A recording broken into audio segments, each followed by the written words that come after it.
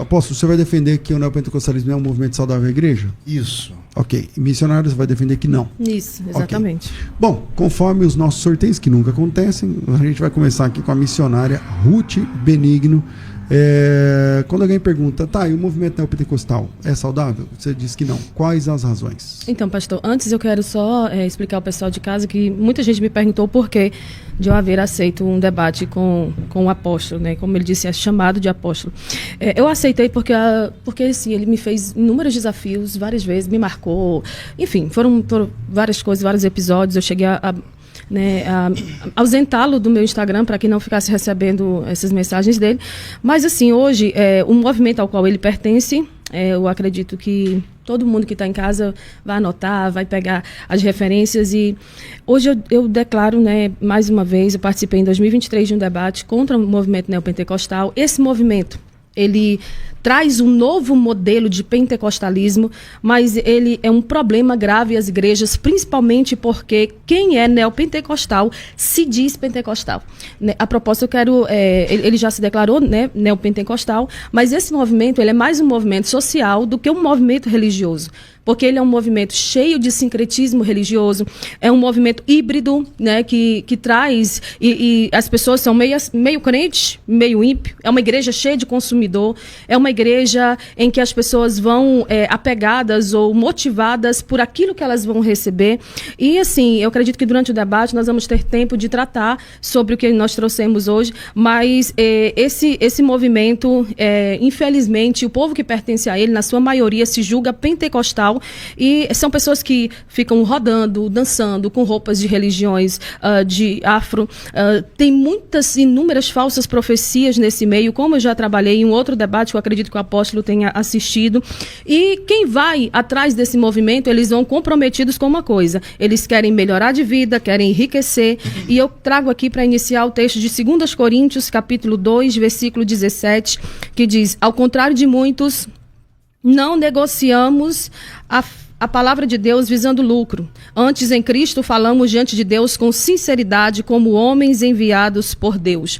O verdadeiro pastor, o verdadeiro apóstolo, quer que seja, que faz parte de um movimento saudável, eles não devem se deixar levar por negócio, E aí, assim, nós temos, assim, inúmeros casos, inclusive da Igreja do Apóstolo, em que aconteceram coisas tipo, vou colocar aqui umas cadeiras para tantas pessoas ofertar com tantos mil reais, porque um anjo me disse que quem ofertar nessa igreja, ele vai ser abençoado com 100 vezes mais até o final do ano. Esse tipo de coisa não existe, e nesse debate eu gostaria que as pessoas em casa abrissem os olhos mais do que nunca.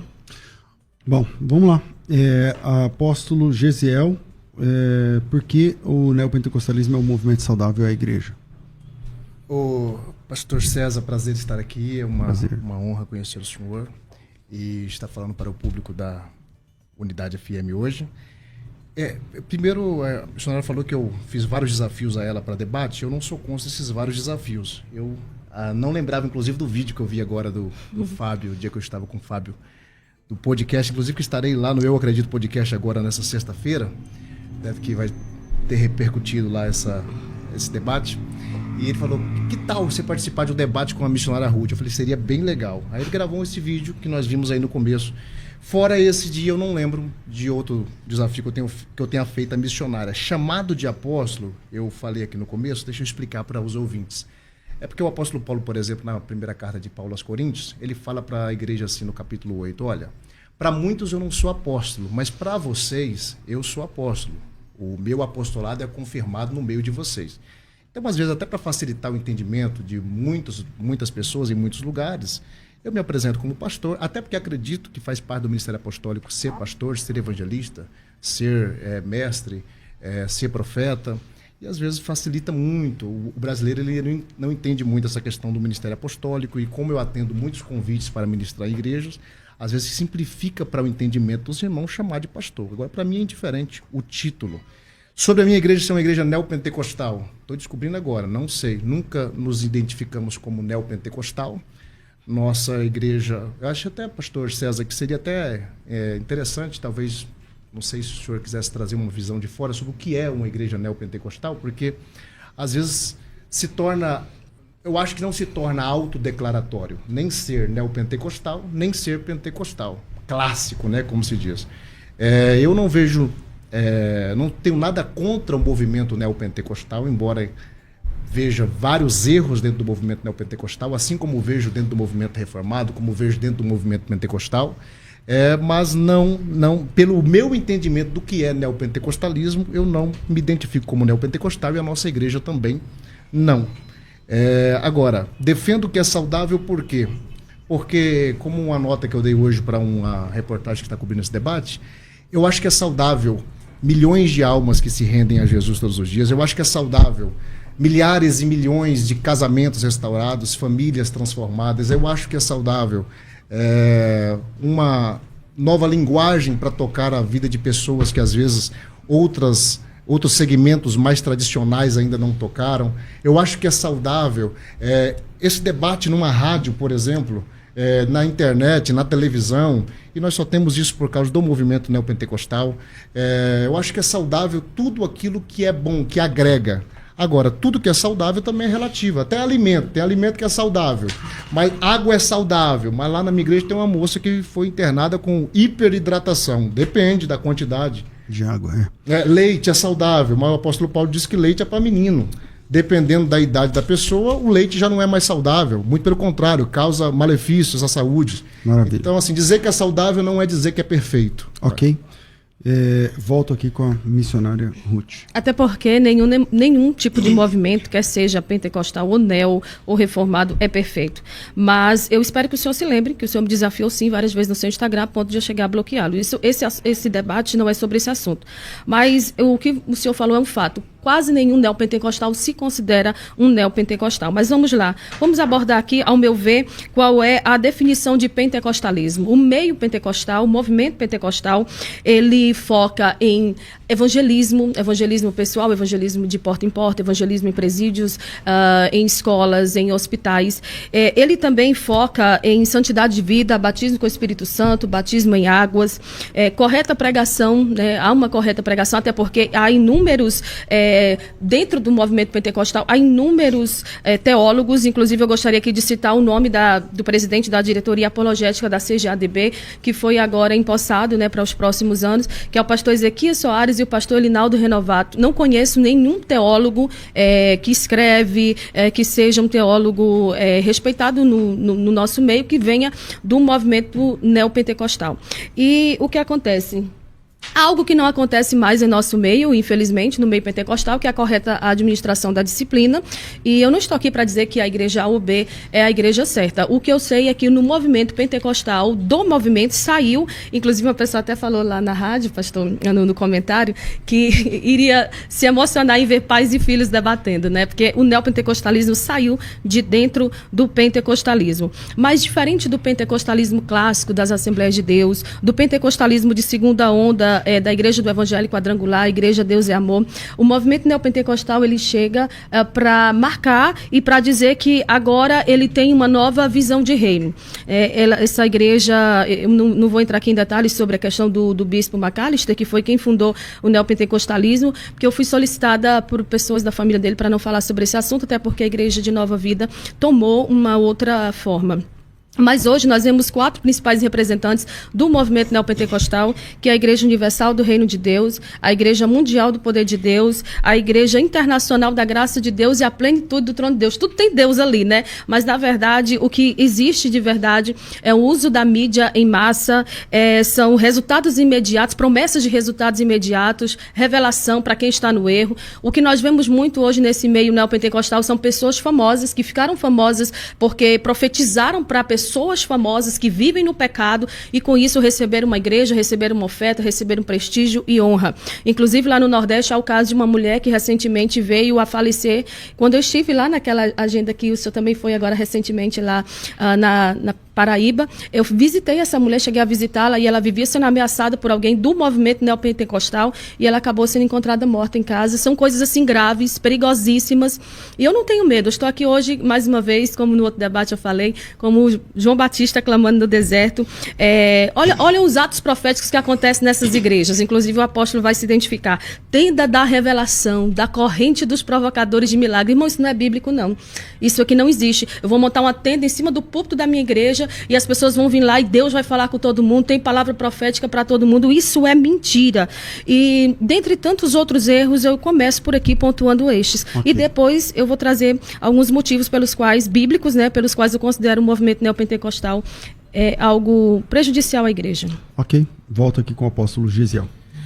Não, na verdade, mentira são várias argumentações da irmã, por exemplo, com respeito a minha conduta com a senhora. Eu não a conhecia, eu conheci quando a senhora atacou a minha esposa publicamente na rede social e eu saí em defesa da minha esposa. Eu, momento algum, em outras situações, sequer fiz contato com a senhora. A senhora falou das igrejas neopentecostais e citou experiências negativas. É a mesma argumentação do debate anterior, lá de 2023, que a senhora está falando, né? Pinça-se experiências negativas dentro do movimento neopentecostal e condena-se todo o movimento por causa de experiências negativas, por causa de alguma pessoa que está buscando o propósito errado. Isso tem dentro de todo lugar. Isso tem dentro das igrejas tradicionais, dentro das igrejas reformadas, dentro das igrejas pentecostais. Eu, por exemplo, existem muitas coisas dentro do movimento neopentecostal que é considerado heresia, talvez pela senhora, que para mim não é. Eu consigo enxergar respaldo na Bíblia Sagrada para atos proféticos, por exemplo. A senhora acabou de falar que na minha igreja se faz oferta e no momento da oferta se fala que Deus abençoa, que Deus prospera. A gente tira isso da Bíblia, isso está na Bíblia, isso não fui eu que escrevi, isso não fui eu que inventei. Agora, muito me admira o quê? A incoerência de alguém que está dentro do contexto pentecostal da Assembleia de Deus, lá dos Gideões missionários da última hora, falar contra oferta, por exemplo, falar contra ato profético, por exemplo.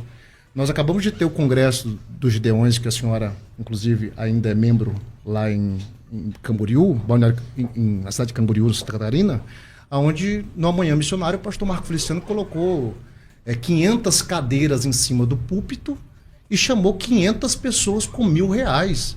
E a palavra dele, a palavra que ele ministrou, inclusive, não estou criticando o pastor Marco Feliciano, estou criticando a incoerência da irmã, de pertencer a um movimento pentecostal que prega a prosperidade, embora nos debates fala contra a teologia da prosperidade, prega a prosperidade, e prosperidade é um assunto bíblico, e vim jogar isso no colo da igreja, do movimento neopentecostal. Por quê? Porque é impopular falar de dinheiro hoje em dia. Quer hypar? Quer fazer corte na internet que viraliza? Fala contra oferta. Isso é prática sua, inclusive. Fala contra dízimo. Fala contra voto. Eu nunca falei contra, jamais. Muito pelo contrário. Eu defendo abertamente que a Bíblia é um livro que fala de prosperidade. A Bíblia é um livro que fala sobre lei da recompensa. A Bíblia é um livro que fala sobre plantar e colher. A Bíblia é um livro que fala que Deus honra aqueles que o honram. Agora, experiências negativas tem em todo lugar. E com certeza absoluta, dentro das igrejas neopentecostais, existem muitas práticas que eu discordo. Existem doutrinas erradas, doutrinas de homens, assim como dentro da igreja pentecostal. Se eu for citar aqui, é uma lista enorme. Ok. Então, pastor, vou ter que responder. Olha o linguajar do apóstolo, hypar. Quem gosta de fazer corte é você. Quem gosta de usar pós-debates para atacar as pessoas que debateram com você é você, que você fez isso com o Eliseu. Inclusive, eu espero que quando você for no Fábio, você tire meu nome da sua boca. Nosso debate encerra aqui quando acabar. Calma aí. Eu estou percebendo que vocês têm toda uma história antes desse debate que eu não sabia. Eu gostaria que nesse debate aqui, a gente debatesse o tema. Certo. Amém? Então, mas eu vou respondê-lo. Não, vocês podem fazer o que vocês quiserem, dentro do tema. Certo. Porque começou com a senhora falando que ele te chama nas redes sociais, isso aqui, depois ele fala que não chama, depois isso aqui. Não, eu tenho provas, então, eu tenho os vídeos todos. Então é isso, você conversa com ele. Certo. Porque aqui é um debate sobre o tema. O neopentecostalismo é um movimento saudável? Maravilhoso. E aí eu não posso deixar, Ruth, se me permite, eu não posso permitir que aí a gente desça um nível e aí fica... Você tira meu nome da sua boca. Sim, porque não, mas aí, isso... eu vou respondê-lo, né? Ele falou que eu ataquei a esposa dele. Ele simplesmente... Então vou fazer o pedido mais uma vez. Eu gostaria que o tema fosse o neopentecostalismo. É um movimento saudável à igreja?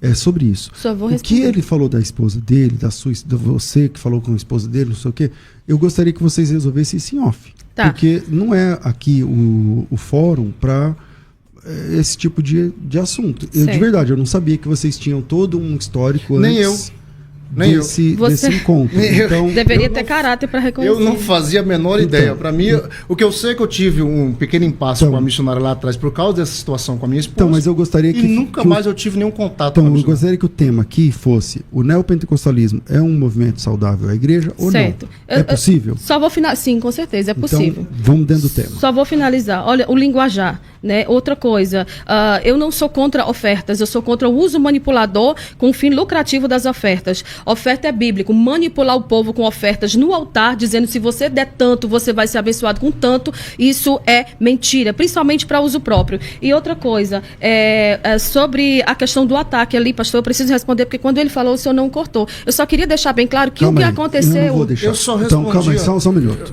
Calma aí, só um minuto. Só para o efeito de justiça. Quem começou a trazer umas questões fora do tema foi a senhora. Concorda? Não, eu só trouxe o caso de que o fato dele estar aqui hoje foi porque eu propus o debate, porque ele tanto pediu. Ok, por causa disso ele respondeu. E por causa disso, aí vai ficar tudo fora. Certo. Entendeu? Então eu gostaria que o que é fora do tema, vocês se resolvam entre vocês. Então, desbloqueia ele, responde ele. Então... Não, eu não vou descer. Então você não vai descer na sua rede social, mas aqui no debate você quer descer? Não. Então vamos lá, voltemos pro tema, tudo bem? Certo. Bora pro tema. Só que com relação à questão, então eu não vou usar o caso esposa. Só vou dizer que o meu ataque foi algo desproporcional. Porque quem Meu Deus, prega... a gente não vai falar do pastor, tema, certo? Sim, vamos falar do tema. Então, quem prega... O tema é: pronto. O neopentecostalismo é um movimento saudável ou não? Quem prega, quem canta, quem faz qualquer coisa tem que, no mínimo, se vestir apropriadamente para isso. Uma outra coisa que foi citado, o Gideões, né? A questão dos Gideões da Assembleia de Deus. A pessoa que tem um mínimo de postura para tratar essas coisas deve entender que eu sou uma pessoa que congrego numa igreja. E outra coisa, os Gideões é uma obra missionária que tem mais de 1000 missionários. Não é uma questão aqui de ficar querendo tirar dinheiro do povo para custo ou para fins pessoais. Eu congrego na Assembleia de Deus, em Camboriú, que é representante dos Gideões. Quem responde pela igreja é o pastor e o corpo jurídico. Portanto, qualquer coisa que tiver para ser falado sobre os Gideões, vá falar diretamente para ele. Inclusive, eu posso lhe passar o contato. Uma outra coisa, o pastor Marco Feliciano, que você tocou aqui no assunto sobre a questão da missão, 500 cadeiras e tudo mais. A missão ali são mais de 1000 missionários que estão testificando daquele trabalho, e querer dizer que o seu movimento é certo, apontando os erros do meu, só faz com que o debate ainda caia mais o nível. Voltamos aqui, pastor, apóstolo Gesiel. Jamais trouxe oferta nos Gideões como erro. Muito pelo contrário, eu quero que a irmã pode confrontar sem dó aquilo que eu falei. O que eu não falei, eu ataquei a sua incoerência. A sua incoerência de atacar as igrejas neopentecostais com um argumento, e agora a senhora traz mais um argumento. A senhora usou várias vezes arrecadação de dinheiro para fins próprios. Denuncia, minha irmã. Se a senhora souber, eu não sei. Se a senhora souber de algum pastor que está roubando a igreja, de algum pastor que está se locupletando indevidamente de um dinheiro que não é dele, pelo amor de Deus, se a senhora está sabendo e não denunciou, é pecado e é crime também. Eu, particularmente, não sei dessas práticas. O que eu sei é que o mesmo motivo pelo qual se pede dinheiro lá nos Gideões, na Assembleia de Deus, na Presbiteriana, na Igreja Batista, é o mesmo motivo com que se pede dinheiro na Universal, na Mundial, na Igreja da Graça e por aí vai. O quê? Alcançar vidas, fazer mais igrejas, pagar programa de televisão, programa de rádio e por aí vai. Então, agora, eu acho assim, pastor César, 1 Coríntios capítulo 12, a partir do versículo 12, diz assim: porque assim como o corpo é um e tem muitos membros, todos os membros deste um corpo, sendo muitos, são um só, assim também é Cristo. Pois todos nós fomos batizados em um espírito formando um corpo, quer judeus, quer grego, quer servo, quer livres, porque também o corpo não é de um só membro, mas de muitos. E se o pé disser, não sou mão, logo não sou corpo, não será ele corpo por isso? E se a orelha disser, não sou olho, por isso não sou corpo, não será o corpo por isso? Se todo o corpo fosse olho, onde estaria o ouvido? E se todo ouvido, se tudo fosse ouvido, onde estaria o olfato? Mas agora Deus colocou os membros no corpo, cada um deles como quis. E se todos fossem um só, onde estaria o corpo? Assim, pois, há muitos membros, mas é um só corpo. O olho não pode dizer à mão, não tenho necessidade de ti. Nem ainda a cabeça pode dizer aos pés, não tenho necessidade de ti. Antes, os membros do corpo parecem ser mais fracos, muito mais é necessário honra para esses membros. Os que reputamos serem menos honrosos no corpo, esses são os mais honrosos. Aos que em nós são menos decorosos, damos muito mais honra, porque os que em nós são mais nobres não têm necessidade disso, mas Deus assim formou o corpo, dando mais honra àquele que tinha falta dela. Para que não haja divisão no corpo, mas antes tenham os membros igual cuidados uns dos outros. Ou seja, a Igreja de Cristo é um corpo com diversidade de operações, com diversidade de ministérios. Só existe o movimento neopentecostal porque ele está atuando em uma frente que muitos outros movimentos não estão atuando. Então eu vejo falhas e ausências dentro do movimento neopentecostal que eu não percebo no movimento pentecostal, mas percebo atuações. Quando eu chego lá no presídio para pregar, eu raramente bato de frente com o pastor da presbiteriana, com o pastor da batista. Geralmente quem eu encontro lá são os pastores da Universal, são os pastores da Mundial. Ou seja, esse pessoal está entrando em becos, valados, vilas, esse pessoal está entrando em lugares periféricos, falando para aquelas pessoas que para a sociedade é escória. Na madrugada você liga a televisão, as pessoas que sofrem, que têm insônia, que têm depressão, que não dormem, estão na madrugada e eles estão lá pregando o evangelho. Ok. Missionária Ruth. Certo. A maioria dos pastores neopentecostais, se não todos, são pessoas que vivem ostentando. A vida deles mostra que o dinheiro é para eles. E outra coisa, esse negócio de estar visitando em hospital, presídio, essas coisas arada toda, isso a gente vê com muita força no movimento pentecostal e não no neopentecostal. Uma outra coisa que eu gostaria de pontuar aqui é que eu não tenho por que chegar aqui e apontar quem é o pastor que está roubando ou não, porque eu não sou policial federal. Outra coisa, cadê as obras missionárias, construções de igreja, uso para caridade? De que adianta também os pastores da Universal fazer o que fizeram com a Andressa Urach? Ir lá pregar um falso evangelho e aí a pessoa vai lá, oferta tudo que tem, tudo que pode, depois sai de lá ferido e machucado. Dizer que o neopentecostalismo faz parte do verdadeiro corpo de Cristo, eu estou falando para quem está em casa, é um absurdo, porque nenhum profeta bíblico saiu entregando profecias erradas. Nenhum profeta bíblico andava fazendo lives, né, nesse tempo existisse rede social, andaria seminu, fazendo lives, mostrando partes do corpo, sensualizando em cima dos altares. A ética desse meio é escandalosa e eles, como não devem subordinação a ninguém, eles se protegem dizendo, ai daquele que tocar no ungido de Deus, que é isso mesmo. Esses dias eu vi uma pessoa comentando, ai, fulano está acontecendo isso porque fulano tocou em você. Não, irmão, pelo amor de Deus. Onde tiver uma pessoa batendo o peito dizendo que é profeta, é isso ou aquilo, você tem que comparar com a Bíblia. A questão é que o povo é preguiçoso. Olhe para os profetas da Bíblia, vê se eles andavam ostentando, batendo no peito, dizendo que era profeta, dizendo, vem aqui na minha igreja que aqui tem revelação, ou tem isso ou aquilo.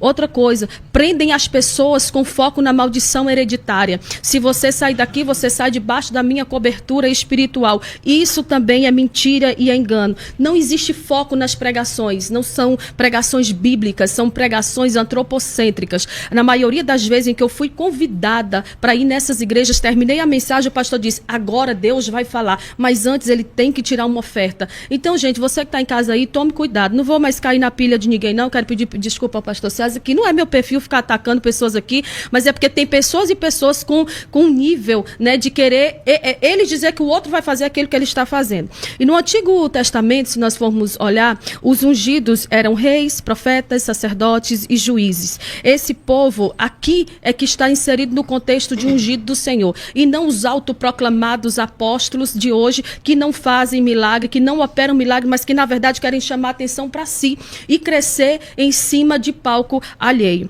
Então, por causa disso, eu continuo mantendo. O neopentecostalismo é sim um movimento prejudicial à igreja. E reitero mais uma vez, congrego na Assembleia de Deus, dos Gideões, quando eu chegar aqui em São Paulo, estão mudando para cá, vou continuar na Assembleia de Deus, mas tudo que acontece na Assembleia de Deus é coerente? É correto? Não. No dia que me chamarem para falar sobre pentecostalismo, eu estarei aqui também, porque eu não defendo o erro, quer seja de apóstolos neopentecostais ou de pastores pentecostais. Ok. Apóstolo Gesiel. Muito bem. Eu quero até justificar aqui para os irmãos que estão assistindo e mandando mensagem, é o seguinte, eu em respeito ao pastor César e ao programa, eu não vou rebater ataque pessoal. Qualquer pessoa minimamente inteligente que começou a assistir esse debate percebeu que eu cheguei sem pedras nas mãos, totalmente disposto a debater o tema e o texto, qualquer texto bíblico que for proposto aqui nessa mesa, e simplesmente falei de algo pessoal para responder à irmã. A irmã traz como se eu estivesse colocando erros dentro do movimento pentecostal para atacar o movimento pentecostal. E não. Eu só quero dizer que há erros em todo lugar. E se eu for me basear em experiências negativas para condenar um movimento, então está todo mundo condenado. Não se salva ninguém. Vai fazer igual o pastor Eliseu Rodrigues quando fez o debate com... Não traga ele para a mesa. Foi a senhora que trouxe, a senhora falou primeiro. Ele é meu amigo. Não tem problema. Quando ele falou para o pastor Leonardo Salles, Leonardo, se abrir a Bíblia na sua igreja, fecha-se as portas da sua igreja. Inclusive foi esse o conteúdo da vez que eu o chamei para o debate. Pastor, eu disse para ele, pastor, se abrir a Bíblia na sua igreja, também fecha a porta da sua igreja. Qual que é o desafio? O desafio é abrir a Bíblia e fecha a igreja? Então, se abrir a Bíblia e falar assim, vamos pegar a Bíblia e colocar no crivo das Escrituras, no modo mais radical de ser, que igreja vai ficar aberta? Acredito que somente a igreja do pastor César Cavalcante, que é a igreja genuína, eu acredito que sim. Eu falo na visão, na estrutura da visão da igreja. Eu não conheço, mas conheço o senhor e admiro demais. E a igreja que eu sou pastor, porque lá nós não temos compromisso com o erro. Eu sou humilde o suficiente para ir diante da igreja que eu sou pastor. Quantas vezes for preciso, se nós descobrirmos que estamos errados em alguma coisa e falar, gente, nós entendemos errado. Eu queria saber se dentro da Assembleia de Deus se tem essa mesma humildade. Porque em vários lugares, na mesa, com vários pastores, que eu prego sempre dentro da Assembleia de Deus, é a igreja que eu mais sou convidado para pregar, na mesa os pastores olham para mim e concordam. Realmente isso aqui não é bíblico, realmente isso aqui é doutrina de homem, realmente isso aqui não está na palavra. Eu falei, por que não muda? Porque já está estabelecido. Dentro de Curitiba, um pastor da igreja olhou para mim e falou assim, olha, Gesiel, a igreja de Curitiba não vai mudar por causa de você. Já está estabelecido. Independente do que está escrito, nós não vemos assim. Eu olhei para ele e falei, pois é, pastor, Spurgeon disse que não é a igreja que determina o que a Bíblia deve ensinar, é a Bíblia que determina o que a igreja deve ensinar.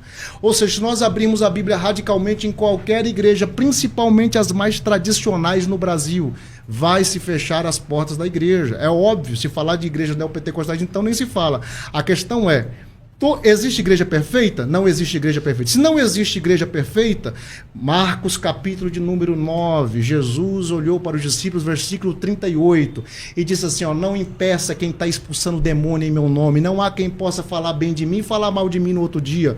Quem não é contra nós é por nós. Deixa expulsar demônio, deixa curar os doentes, deixa pregar o evangelho. Eu tenho certeza, pastor César Cavalcante, se o senhor abrir uma enquete aqui agora e perguntar quem aqui teve o primeiro contato com o evangelho e com a fé através de uma igreja neopentecostal, vai chover de mensagem.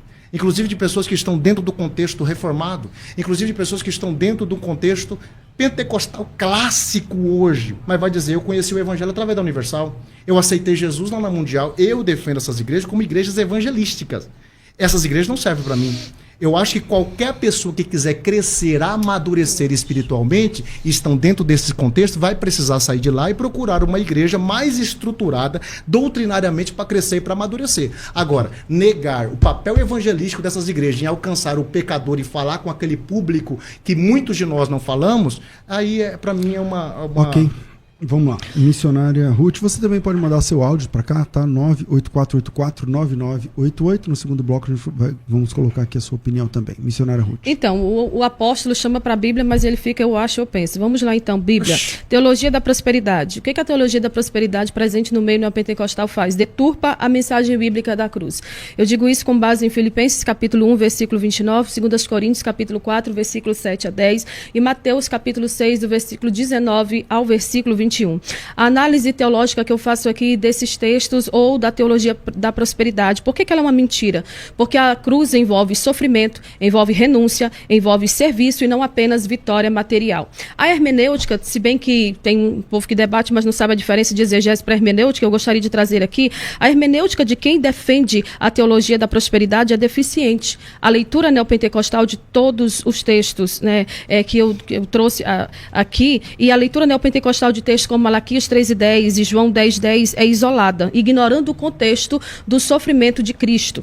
Portanto, os pais da igreja, se nós formos analisar, os pais da igreja, reformadores, os pentecostais, como inclusive William Seymour, eles jamais usaram a fé como instrumento de riqueza ou de barganha pessoal. Sendo assim, prosperidade é bênção, mas não é o centro do evangelho. Se você está numa igreja que prega que você tem que dar dízimo dobrado ou ofertar 2 vezes no mesmo culto, com finalidades para igreja, sendo que na verdade não são, né? Claro, tem igrejas que tiram 2 ofertas durante o culto, uma para a igreja, outra para a obra missionária, isso é coerente, mas se você não sabe os fins para o qual aquele dinheiro está sendo usado, não oferte. E outra coisa, as pessoas se convertem estando em qualquer lugar, ou nas igrejas neopentecostais, ou nas igrejas pentecostais ou reformadas. Quem se converte dentro do neopentecostalismo, o faz apesar dele, não por causa dele. O neopentecostalismo aqui não é o centro do evangelho dos nossos dias ou do nosso século, não. As pessoas que se convertem dentro desse movimento, quando eles conhecem Cristo de verdade e vê que ali não tem ensino, não tem Bíblia, não tem doutrina, não tem uma boa confissão de fé, eles acabam indo e migrando, glória a Deus por isso, para outras igrejas que são bíblicas, são sérias. Até porque, como ele falou muito tempo, eu queria mais um pouquinho de tempo para falar, há alguns tipos de neopentecostalismo. O primeiro deles é o radical, do tipo da Universal, que faz lives para as pessoas virem aqui cheirar drogas e dizer, quero essa droga. 5 minutos o cara orou por você, né, o dito apóstolo, pastor, aí já não sinto mais desejo, já nunca tive contato com drogas. Isso é mentira, é lavagem cerebral. Outra coisa, fogueira santa, água do poço de Jacó, tudo isso é mentira para enganar os incautos. Uma outra coisa, o neopentecostalismo está beirando o neopaganismo. Como pessoas parecendo que estão incorporadas dentro das igrejas, usando roupas que não são apropriadas para cultos, fazendo rodas, se abraçando e dançando. Isso não é pentecostalismo clássico. Uma outra coisa, gourmetização do evangelho. Tem umas igrejas aí neopentecostais que parecem shopping center. Aquelas igrejas que têm área VIP, a pregação é mais coach. Então, identifique essas igrejas e veja se você está inserida numa delas. Tem também o neopentecostalismo moderado, eu confesso. Tem um pastor, por exemplo, do meio neopentecostal que eu gosto bastante da palavra que ele prega. Tem uma boa palavra, mas não tem um crivo, dão ceia para todo mundo, o modo de se vestir é escandaloso, não tem foco teológico sério, mas tem uma teologia própria, né? Eles criam sua própria teologia, seu próprio meio de conseguir adeptos e fiéis e não tem uma declaração de fé saudável. Então, identifique, não seja gado levado por qualquer pessoa, identifique se você está nesse meio e saia e vá para uma igreja séria e bíblica para a glória de Deus. Terminou? Apóstolo Gisele. O desafio é pontuar ponto por ponto do que a missionária traz, porque são tantos assuntos, a irmã fala tanto de tanta coisa ao mesmo tempo que é complicado. E eu faço aquela pergunta que o pastor César Cavalcante faz nos debates que participa. Temos tempo para isso? Porque cada ponto que a irmã trouxe dá aqui um debate completo. A irmã falou sobre maldição hereditária, a irmã falou sobre teologia da prosperidade, a irmã falou sobre pessoas que são... Irmã, vamos lá. Por pontos, então. A senhora acredita que as igrejas que estão dentro do movimento neopentecostais é a igreja de Jesus ou não? Não. Se mudar a doutrina, se mudar a forma, a senhora falou agora há pouco de pessoas que são salvas lá dentro. Depende. Tem igrejas que tem pessoas que vêm, que são salvas, que permanecem, mas que não fazem parte desse sincretismo religioso que existe lá. Use o seu tempo para defender, que depois eu uso o meu para responder. Eu vou anotando aqui o que você vai falar. A questão é que a dinâmica do debate aqui... Desculpa, pastor Sérgio. Fique à vontade. Inquirir não pode, então. Tá ok. Fazer pergunta não pode. Então tá tudo bem. Então vamos lá. Vamos por parte. Teologia da prosperidade. Vou falar igual o pastor Ciro Malafaia agora. Existe a teologia da prosperidade, existe o besterol da teologia da prosperidade. A teologia da prosperidade é bíblica eu falo de prosperidade sem usar um texto do Antigo Testamento, só do Novo e melhor, sem ser rico, sem ter casa, sem ter carro, sem ter bens, sem me locupletar de 1 centavo do dinheiro da obra de Deus. E olha a incoerência, você que mora numa cidade do interior, porque o Brasil é muito maior do que São Paulo, e às vezes a gente dá ênfase muito grande a São Paulo, eu estou lá em Teresina, no estado do Piauí, estado menos evangelizado do Brasil, dá uma voltinha na sua cidade e veja de quem são as casas mais bonitas e quem são os carros mais tops, quem tem chácara, quem tem fazenda, quem tem empresa. Veja se são os pastores das igrejinhas neopentecostais de esquina do bairro, da periferia, ou se são dos pastores presidentes de igrejas sérias. Veja onde é que estão os super salários de pastores que ganham 20 salários, 30 salários, 40 salários, 50 salários. Veja onde é que tá, onde é que se tem confusão e se tira um pastor da frente da igreja, porque o pastor usou o dinheiro da igreja para arrumar a própria igreja, a congregação, e se deixa o pastor presidente na frente da igreja que usou o dinheiro da igreja para comprar apartamento de milhões para ele. Veja, vamos ver se de fato isso está majoritariamente dentro das igrejas neopentecostais ou das igrejas em geral. Irmão, tem problema em tudo quanto é lugar. Se eu for apontar experiência negativa, eu te garanto que qualquer uma dessas experiências negativas que a Ruth apontar aqui, nós vamos apontar dentro do movimento pentecostal, principalmente dentro do movimento pentecostal clássico, até porque a Assembleia de Deus é uma igreja que tem vários louros, várias virtudes, tanta coisa boa para nós falarmos, mas tem uma coisa ruim, o que? Não tem padrão. A missionária sabe muito bem do que eu estou falando. A Igreja Assembleia de Deus não é igual em todo lugar. A Igreja Assembleia de Deus em Curitiba é de um jeito, em São Paulo é de outro jeito, lá no Piauí é de outro jeito, lá em Rondônia é de outro jeito, lá no Mato Grosso é de outro jeito. Tudo isso que a irmã falou, eu já vi dentro da Assembleia de Deus. Eu sou filho de pai assembleiano, sou neto de pai de avô assembleiano, sou bisneto de bisavô assembleiano, nasci dentro da Assembleia de Deus, fui enviado como missionário desde pequenininho. A minha família é uma família missionária. Com 1 ano de idade nós fomos para o campo missionário. Então, de bleia, meu irmão, eu entendo. E sobre, irmão, pelo amor de Deus, maldição hereditária, libertação, cura divina, são temas bíblicos. Agora, se quer abrir o debate para isso, a gente entra sem medo. Vamos falar só de maldição hereditária? Vamos falar só de teologia da prosperidade? Vamos falar de quê? Agora, são muitos temas, é muito aberto. E aí, a pergunta é, temos tempo para isso? Vamos lá, missionária. Então, eu tenho uma grande crítica com relação à questão de super salários de pastores presidentes e pastores ditadores também.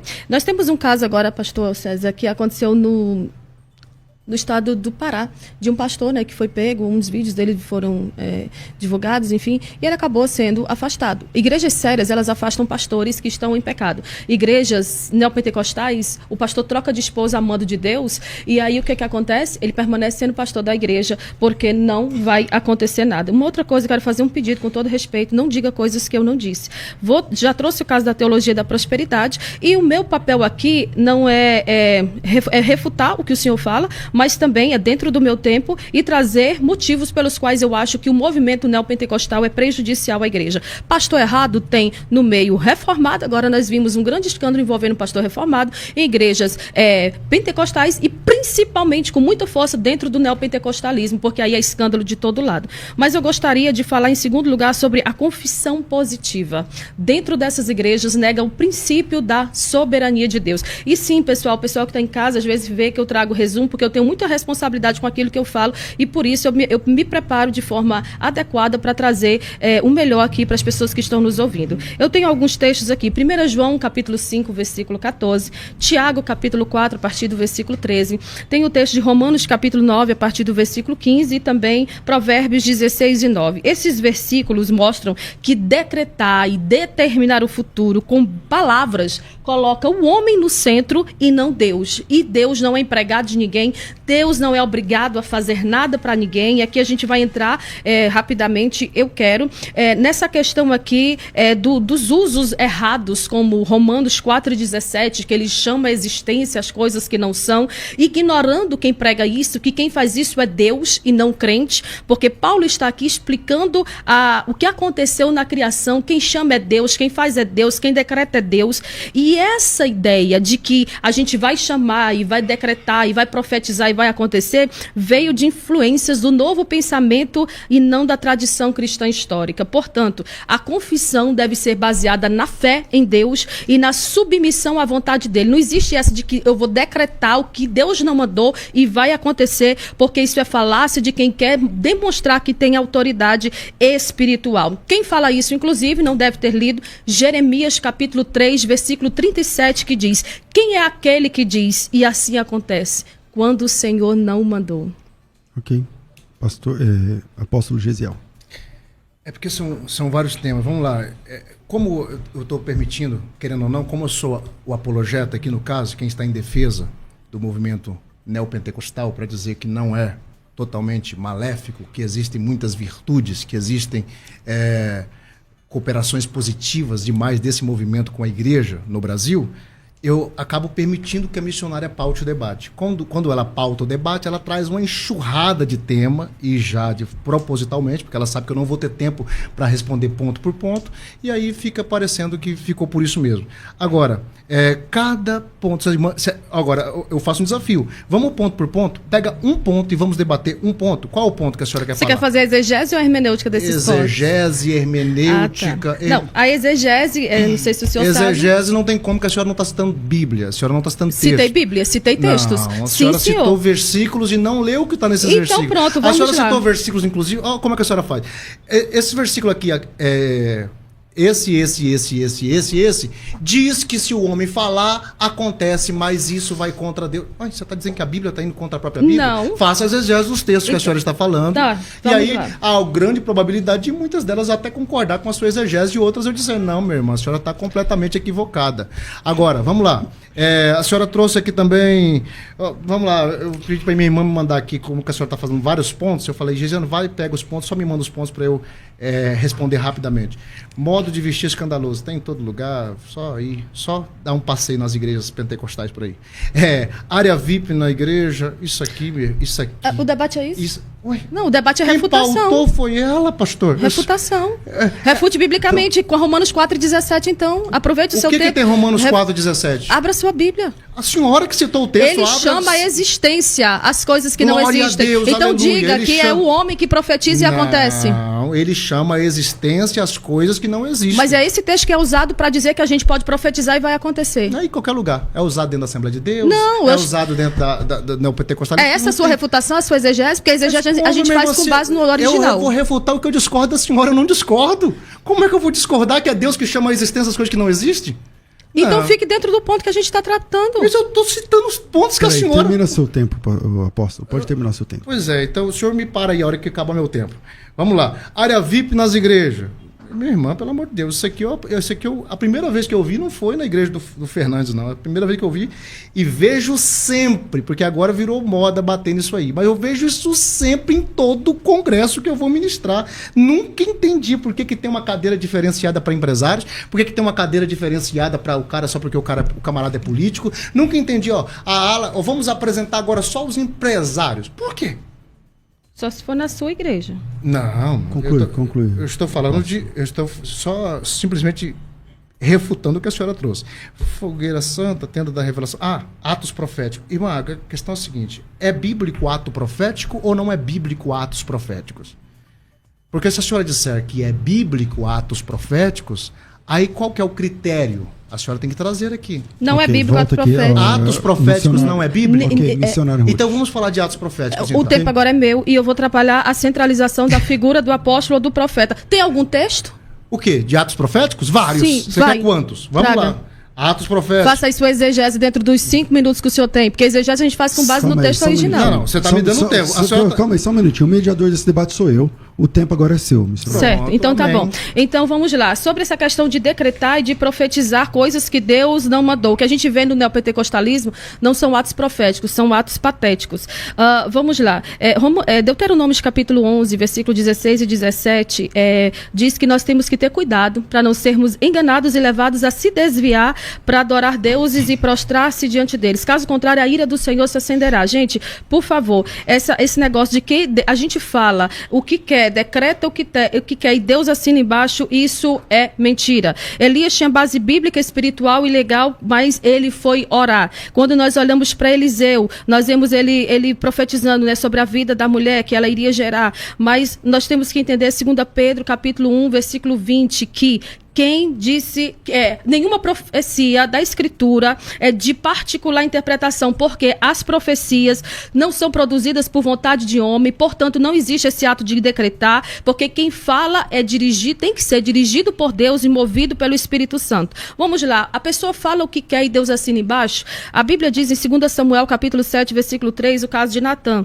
Natã disse que era para Davi construir o templo, mas ele falou do seu coração. E quem é sensível à voz do Espírito Santo e é dirigido profeticamente por Deus, entende que Deus não assinou embaixo do que Natã falou, porque Deus só tem compromisso com a sua palavra e não com aquilo que os homens que se dizem profetas dizem. Em Juízes, capítulo 16, versículo 20, eu tenho que trazer os textos, porque o meu compromisso com as pessoas de casa é que elas analisem os textos e vejam se eu estou sendo incoerente com aquilo que eu estou defendendo ou não. No momento, eu estou defendendo que você não deve acreditar em atos proféticos de profetizar ou declarar e que Deus vai fazer o que você disse que vai acontecer. O que aconteceu ali no caso de Sansão? Sansão despertou do sono e por vontade própria ele disse: vou sair dessa vez mais ainda contra os filisteus e vou vencer. Só que o Espírito de Deus já havia se retirado dele. Quando o Espírito de Deus se retira, não adianta decretar, profetizar, não adianta, porque Natã estava em comunhão com Deus e ainda assim o que Natã falou precisou ser corrigido. Sansão não estava. Então, estando ou não em comunhão com Deus, a nossa palavra sem a aprovação de Deus não vale nada. Eu estou trazendo texto, não estou trazendo achismo. Ok, pastor, apóstolo Gesiel, eu vou terminar esse bloco contigo. Eu comecei com a missionária, eu vou terminar contigo. Essa é uma das técnicas mais antigas, mais ultrapassadas de debate que existe na Terra. Você cria um espantalho, ataca esse espantalho, finge que o seu interlocutor falou que ele não falou, ataca esse espantalho que você criou e vai. E por isso, eu estou percebendo que a irmã está tentando puxar um debate para uma fala polêmica, pastor César, que eu falei e repito. A pergunta é: temos tempo para debater isso? Se for, tudo bem, podemos sair do tema e vamos debater esse assunto. Eu acredito que por respeito ao programa eu não estou fazendo isso. Mas eu falei assim: profetas falam até sem Deus mandar e Deus assina embaixo. E trouxe várias argumentações bíblicas, vários textos bíblicos, no Antigo Testamento, no Novo Testamento. Isso não tem nada a ver com neopentecostalismo, não tem nada a ver com confissão positiva, tem toda uma estruturação desse pensamento para eu ter falado isso e por aí vai. Agora vamos lá. Atos proféticos, para voltar ao debate, voltar ao tema do debate, porque querendo ou não, nós vamos ter que fazer essas pequenas saidinhas, porque é por subtemas que a irmã interpreta que a igreja, que o movimento neopentecostal não é saudável. Tipo, ato profético, que a irmã acabou de falar que não é bíblico. Nós temos atos proféticos na Bíblia inteira, e quando eu falo Bíblia inteira é Antigo Testamento, Novo Testamento. Não gosto de misticismo, tá tudo bem, desde que você, por não gostar, não fale que Deus ou que a Bíblia não é mística. Porque se nós tirarmos da Bíblia aquilo que é místico, tanto do Antigo Testamento quanto do Novo Testamento, vai sobrar pouquíssimas coisas. E Deus não pede autorização a teólogo nenhum para fazer o que ele quer do jeito que ele quer. Se ele quiser que um profeta simplesmente vá lá, abra a boca e profetize para que algo aconteça, ele vai dizer para o profeta ir lá e falar. Se ele quiser que o profeta faça algo a mais, que o profeta fique 3 anos andando nu e andando descalço, se ele quiser que o profeta vá lá, pega uma túnica e rasga em 12 partes, joga 2 partes para lá, 10 partes para lá, ele vai fazer. Se ele quiser que o profeta vá lá, pega um cinto de linho e coloque em terra, coloca debaixo da pedra, ele vai fazer. Se ele quiser que o profeta arranque o cinto de outro cara, amarra pés e mão e fala: desse jeito que eu estou fazendo aqui vai acontecer. Se ele quiser que o profeta quebra um vaso na frente de todo mundo para dizer que assim será quebrado Israel, vai acontecer. Se ele quiser que o profeta vá lá e se case com uma prostituta para mostrar de forma clara aquilo que Deus estava falando a respeito de seu povo, e vai acontecer. Se ele quiser dizer para o cego veja, o cego vê. Se ele quiser cuspir no chão, fazer lodo, passar no olho do cego, ele vai fazer. Deus não pede autorização de pastor nenhum, de igreja nenhuma, de convenção nenhuma para fazer o que ele quer, do jeito que ele quer, usando quem ele quiser usar.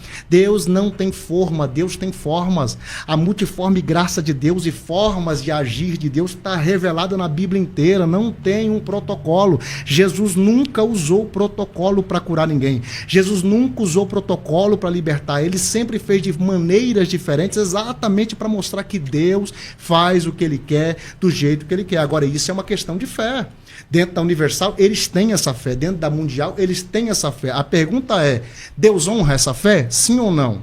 Temos testemunhos? Sim ou não? Se abrir as perguntas aqui agora e perguntar quem já recebeu um milagre, uma bênção através do uso da fé por meio de um ato profético, vai aparecer testemunhos aqui ou não vai aparecer? Quem fez esses milagres? Foi o diabo ou foi Deus? Se foi Deus, então quer dizer que Deus está respaldando, confirmando, abençoando algo que ele vai contra? Não faz o menor sentido. Bom, o tema é se o neopentecostalismo é um movimento saudável à igreja ou não, e você pode mandar o seu áudio depois do intervalo. Quero colocar o teu áudio aqui, manda teu áudio se apresentando, sou fulano de tal cidade, e manda a sua opinião aqui para o programa, e na volta do intervalo a gente coloca aqui a sua opinião. Vira aí, a gente volta já. Volto aqui com a missionária Ruth, esse último bloco. Então, só para reiterar essa questão dos atos proféticos, que é algo que acontece muito no meio neopentecostal, Deus não faz nada de que não esteja de acordo com a sua palavra. Deus não manda separar e casar de novo, Deus não manda ungir água, Deus não manda você fazer fogueira santa, Deus não vai mandar nada disso. Eu queria, depois, na fala do apóstolo, que ele mostrasse que na história da igreja, homens de Deus sérios fizeram atos proféticos. Esses atos proféticos hoje são apenas imitações infantil das histórias bíblicas. Os atos proféticos que a gente vê no meio neopentecostal, na verdade, na sua grande maioria, são vindos da imaginação dos pseudos profetas que dizem, Deus me disse, Deus me falou, Deus me mandou. E aí você vê que base bíblica para isso é zero. E se Deus faz milagres por meio desses atos proféticos, ele o faz apesar dos atos e não por causa dos atos. Ele faz porque ele é soberano e ele age de acordo com a sua palavra. Deus pode curar através da água no copo? Pode, mas Deus faz isso em resposta à fé e não em resposta à aprovação ao que a pessoa está fazendo. Deus entende a intenção da pessoa, a humildade da pessoa, a falta de entendimento da pessoa e faz apesar disso. Mas vamos lá sobre a questão dos atos proféticos. Eu vi uns cartazes de igreja em que as pessoas fazem festas do Yom Kippur, e eu queria saber o que o Yom Kippur tem para o cristianismo, o que o Talit tem para o cristianismo e significa para o cristianismo. O que a Arca da Aliança significa para o cristianismo? Porque essas igrejas são cheias de artefatos ou festas judaicas. Nós não somos judeus e não precisamos dessas coisas para trazer para dentro das nossas igrejas, porque Cristo é suficiente. A tratar os dons espirituais como estando acima da Bíblia, ou esse tipo de situação aqui, só mostra que a Bíblia não é prioridade para quem está inserido nesse meio. E aí, como eu já disse, todo neopentecostal, assim, das igrejas que eu já fui, eles dizem depois da palavra, agora Deus vai falar como se Deus não estivesse falando durante a palavra. Todo pastor, bispo, apóstolo neopentecostal, ele se acha um profeta, ou ele acha que tem o dom do profetismo. Então, como você costuma chamar para a exegese, eu gostaria, apóstolo, de que você me dissesse quais são os fundamentos para uma boa exegese e se você faz essa campanha aí do Yom Kippur, da Kedah, se você usa o Talit, o que isso representa para o cristianismo. Ok, volto aqui com o apóstolo Gesiel. Exegese, ler o texto, explicar o texto, interpretar o texto, aplicar o texto à luz de seu contexto imediato, contexto remoto, contexto da Bíblia inteira, explicar a Bíblia com a própria Bíblia. Exegese, interpretação do texto. Hermenêutica, interpretação da Bíblia, a partir da própria Bíblia. A luz da Bíblia é a própria Bíblia. É isso. A Bíblia não pode entrar em contradição, a Bíblia não pode se desdizer, Deus não se contradiz. Exegese é você ler o texto, descobrir o que o texto está dizendo, para quem foi escrito, por que foi escrito, qual é o propósito daquela escrita, quais são as nuances que envolvem aquela fala. Isso é exegese. Qual foi a segunda pergunta que a senhora fez? Se na nossa igreja tem festas bíblicas, festas judaicas. Festas bíblicas. A senhora chama de festa judaica, eu chamo de festas bíblicas. O povo judeu é um povo de muitas festas. Nós nem damos conta de seguir as festas judaicas. Eu respeito igrejas que, inclusive, praticam festas judaicas, como a igreja do apóstolo Gino Duque, a igreja Plenitude do Trono de Deus, fazem lá festas judaicas, como festa de Purim, como festa de Hanukkah. Isso é festa judaica, irmã.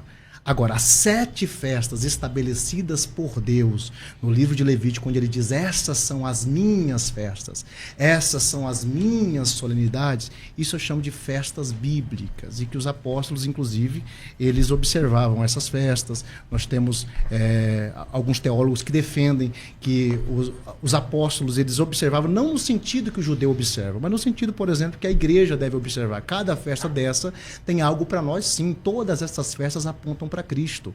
A Bíblia aponta para Cristo. Antes de Cristo, quem foi salvo na fé do Cristo que havia de vir. Depois de Cristo, quem foi salvo na fé do Cristo que veio, morreu e ressuscitou. Todas as festas bíblicas, todas as comemorações bíblicas apontam para Cristo. E Yom Kippur é uma das principais delas. Eu não perco a oportunidade de, no dia de Yom Kippur, na minha igreja, falar sobre o dia que ele inaugurou, ele entrou pelo novo e vivo caminho com o seu próprio sangue, uma vez só. E comprou para ele povos de todas as tribos, línguas e nações. E o caminho foi aberto, e agora nós podemos entrar com confiança ante ao trono da graça. Como é que eu vou perder uma oportunidade pedagógica pedagógica e de celebrar aquilo que Cristo fez por mim na cruz do Calvário? Todas as festas judaicas, ou melhor, festas bíblicas, elas têm um conteúdo pedagógico eclesiástico para a igreja, são festas proféticas. Okay. São festas que apontam para arrebatamento, festas que apontam para milênio, festas que apontam para o tempo do reino. E o que eu mais me admiro não é os pentecostais clássicos, muitos deles não fazem isso, atacarem esse tipo de festa. O que mais me admira é atacar esse tipo de festa e glamourizar dentro das igrejas festas pagãs. É carnaval gospel, é festa junina gospel, é Natal, é árvore de Natal em cima do púlpito. Ninguém fala nada. Agora, quando o cara vai lá e comemora uma festa bíblica, aí diz que o cara é judaizante, diz que ele é misticista e por aí vai. Ok, missionário. Certo. Então, assim, se você ler Atos capítulo 15, você aí de casa, você vai ver que, assim, eu sei que os neopentecostais gostam de Atos capítulo 2, da descida do Espírito Santo. Nós também gostamos, somos pentecostais clássicos. Nós amamos, na verdade, os dons espirituais. Se você olhar para Atos capítulo 10 e capítulo 19, também vai falar, né, sobre o poder do Espírito Santo, o Espírito Santo descendo na casa de Cornélio, mas Atos capítulo 15, no Concílio de Jerusalém, o cristianismo é retirado do judaísmo. Então, nós não temos necessidade de fazer essas festas. Porque uma coisa é a festa ser bíblica, uma outra coisa totalmente diferente, você que está em casa, é a festa ser cristã. Se você ler o livro de Hebreus, Colossenses, o livro de Gálatas, as cartas, elas nos mostram que os artefatos judaicos e as festas judaicas se tornaram obsoletos, se tornaram antiquados e desnecessários à fé cristã. Nós não fazemos esse tipo de festa porque nós não consideramos que elas são válidas dentro do cristianismo. Gálatas capítulo 4, versículo 9, eu vou ler esse texto que diz assim: mas agora, conhecendo a Deus, ou antes sendo conhecidos por Deus, como tornais outra vez a esses rudimentos fracos e pobres, aos quais de novo quereis servir?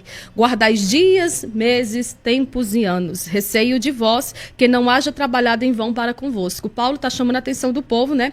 Porque eles já haviam conhecido a Deus e ainda assim queriam voltar a práticas do judaísmo. Mas gente que usa na sua igreja menor a Arca da Aliança não tem necessidade nenhuma para isso, porque nós não devemos trazer e inserir nos nossos cultos coisas que não pertencem ao cristianismo. E eu desconheço as Assembleias de Deus tradicionais e clássicas que estão fazendo esse tipo de coisa que o apóstolo citou, trazendo árvore de Natal, ou fazendo... Aliás, tem umas que fazem, né, mas não podem ser... Até porque a Assembleia de Deus, você tem que considerar que não existe só a do Ministério do Belém, ou a do Ministério de Madureira. Existem inúmeras assembleias. Qualquer pastor hoje pode ir na esquina, né, onde era um boteco até ontem, vai lá, abre uma igreja e coloca o nome Assembleia de Deus. Então, se as festas apontam para Cristo e Cristo já veio, eu queria lhe fazer essa pergunta: por que voltar a essas festas? Qual a necessidade? Voltamos aqui, agora que a gente está dentro do tema mesmo. Vamos lá. Na igreja a senhora não comemora a Páscoa? Não. Meu Deus do céu. Então, assim, a ceia é o quê? A ceia é lembrar-se do sacrifício de Cristo. É uma memória. Nós estamos fazendo essa memória porque o próprio Cristo estabeleceu. Não tem nada a ver com judaísmo ou com festa judaica. O Cristo não tem nada a ver ceia com festa... Não, responda a minha pergunta primeiro. Não, irmã, desculpa. O que Cristo fez no dia em que ele foi traído, no dia que era uma festa normal que se fazia, que se tinha, e Cristo estabeleceu isso. Isso é uma ordem. Sim. As outras festas não são ordem. A questão é, a irmã está dizendo que não pode. A irmã fala tanto de exegese, mas deu uma cambalhota exegética para tentar ler seu pensamento na Bíblia e não a Bíblia nos seus pensamentos, quando a senhora cita Atos capítulo 15 e quando a senhora cita Gálatas capítulo 4. Em ambos os textos, está falando sobre contra a obrigatoriedade dos irmãos de observar preceitos judaicos, como a circuncisão, para terem acesso à salvação. Nós não estamos falando de nada disso. Não. Não estamos falando de nada disso. Não há necessidade. Não há necessidade, inclusive, de nenhuma igreja comemorar as festas bíblicas que nós comemoramos. Agora, se tem uma festa na Bíblia e eu posso pegar essa festa e comemorar, qual é o problema de eu comemorar essa festa? E trazer o sentido do cristão dessa festa. Porque Páscoa, existe 3 Páscoas. Existe sempre... a senhora está falando que não se comemora Páscoa na sua igreja. Eu vi Páscoa sendo comemorada na Assembleia de Deus desde que eu me entendo por gente.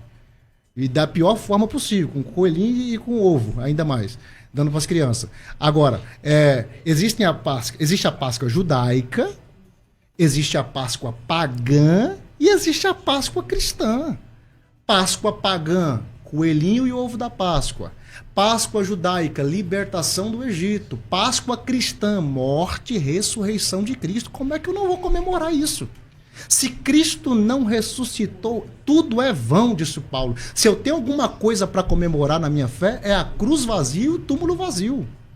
Então, assim, primeiro, essas festas são sim pedagógicas, há sim grandes estudos para a igreja, para assuntos da contemporaneidade, da atualidade da igreja, dentro dessas festas, e eu respeito as igrejas que comemoram até aquelas que não são bíblicas, são judaicas. Eu falo, se na igreja se comemora festa country, festa do milho, festa do Dia das Mães, festa dos pais, festa, e não tem problema, eu não tenho problema nenhum com festa.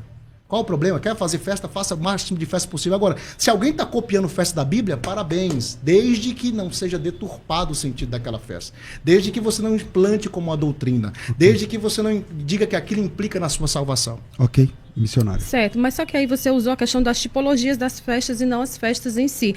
Nós entendemos exatamente que não há uma obrigatoriedade. Amém, né? Mas nós também não precisamos, não temos necessidade nenhuma de voltar a esse tipo de festa, até porque Cristo é suficiente. A pregação bíblica, a pregação de Cristo, a pregação cristocêntrica, ela é suficiente. E uma coisa é usar isso como fim pedagógico para ensinar crianças, jovens, adolescentes, até mesmo pessoas adultas que ainda não estudaram sobre esse assunto, mas outra coisa totalmente diferente, que é o que a gente vê nesse meio neopentecostal, é usar isso como pregação ou ensino. Por exemplo, vamos fazer esse jejum, vamos entregar esse jejum, vamos usar a arca. Igrejas que trazem a arca da aliança, né, uma réplica da arca para dentro da sua igreja, do seu templo, são igrejas que não apontam para a presença de Cristo, porque a arca Cristo substituiu a arca, né? A presença de Cristo é suficiente. Uma outra coisa, quem usa, se faz uso dessas festas, desses artefatos, dessas coisas todas, eles usam também com finalidade financeira para tirar proveito. E aí quem está em casa pode estar dizendo assim,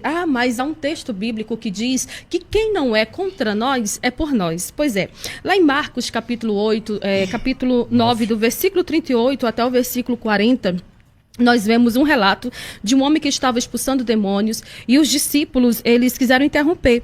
E aí Jesus fala, né? Quem não é contra nós é por nós. Esse texto é muito usado pelos defensores do neopentecostalismo, porque eles dizem, mas está pregando, mas está fazendo, mas está entrando. Que bom, é melhor ter uma igreja em cada esquina do que um bar. Sim, de fato. Mas eu pergunto, nós quem? Porque a igreja de Cristo é fundamentada na verdade. Hereges, falsos profetas são contra nós, porque eles promovem, sim, um falso evangelho. E eles não têm comunhão com a verdadeira igreja. Eles prometem coisas que eles não podem cumprir. Por exemplo, dizer que você vai dar uma oferta de R$10.000 a uma igreja até o final do ano, essa oferta lhe será devolvida pelo menos 100 vezes mais, isso é uma mentira, isso é um engano. E quem faz isso deveria, no mínimo, ser denunciado, porque Deus não promete e Deus não tem compromisso compromisso com aquilo que ele não promete. Então, os falsos profetas, ou quem usa isso, esse versículo como texto, tem que entender que este homem não estava vendendo profecia, ele estava apenas expulsando um demônio. E sim, de fato, quem não é contra nós é por nós, mas nós precisamos fazer a obra do Senhor de forma coerente e não de forma equivocada. Esse povo já cauterizou a mente há muito tempo, porque eles não consideram o fato de que a Bíblia diz que naquele dia, né, o próprio Jesus disse, muitos me dirão, Senhor, eu expulsei demônios, está aqui no meu Instagram, tá os milagres que eu operei, eu fiz, eu isso, eu aquilo, e Jesus vai dizer o quê? Dá licença, eu nunca te conheci, né? E aí, aqui também eu queria trabalhar, depois que ele responder, os princípios norteadores do culto, para que você não seja mais enganado e levado por pessoas que dizem que tem que inserir coisas que não são bíblicas no culto no nosso tempo atual. Apóstolo.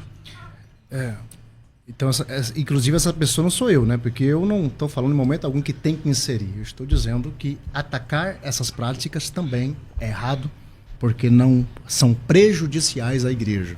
Se alguém está pregando algo contra a palavra de Deus, de forma pontual, denuncie esse alguém e esta mensagem. E não o movimento como um todo. Eu tenho certeza que o pastor César Cavalcante deve conhecer várias igrejas neopentecostais que são sérias, deve conhecer várias que são ridículas.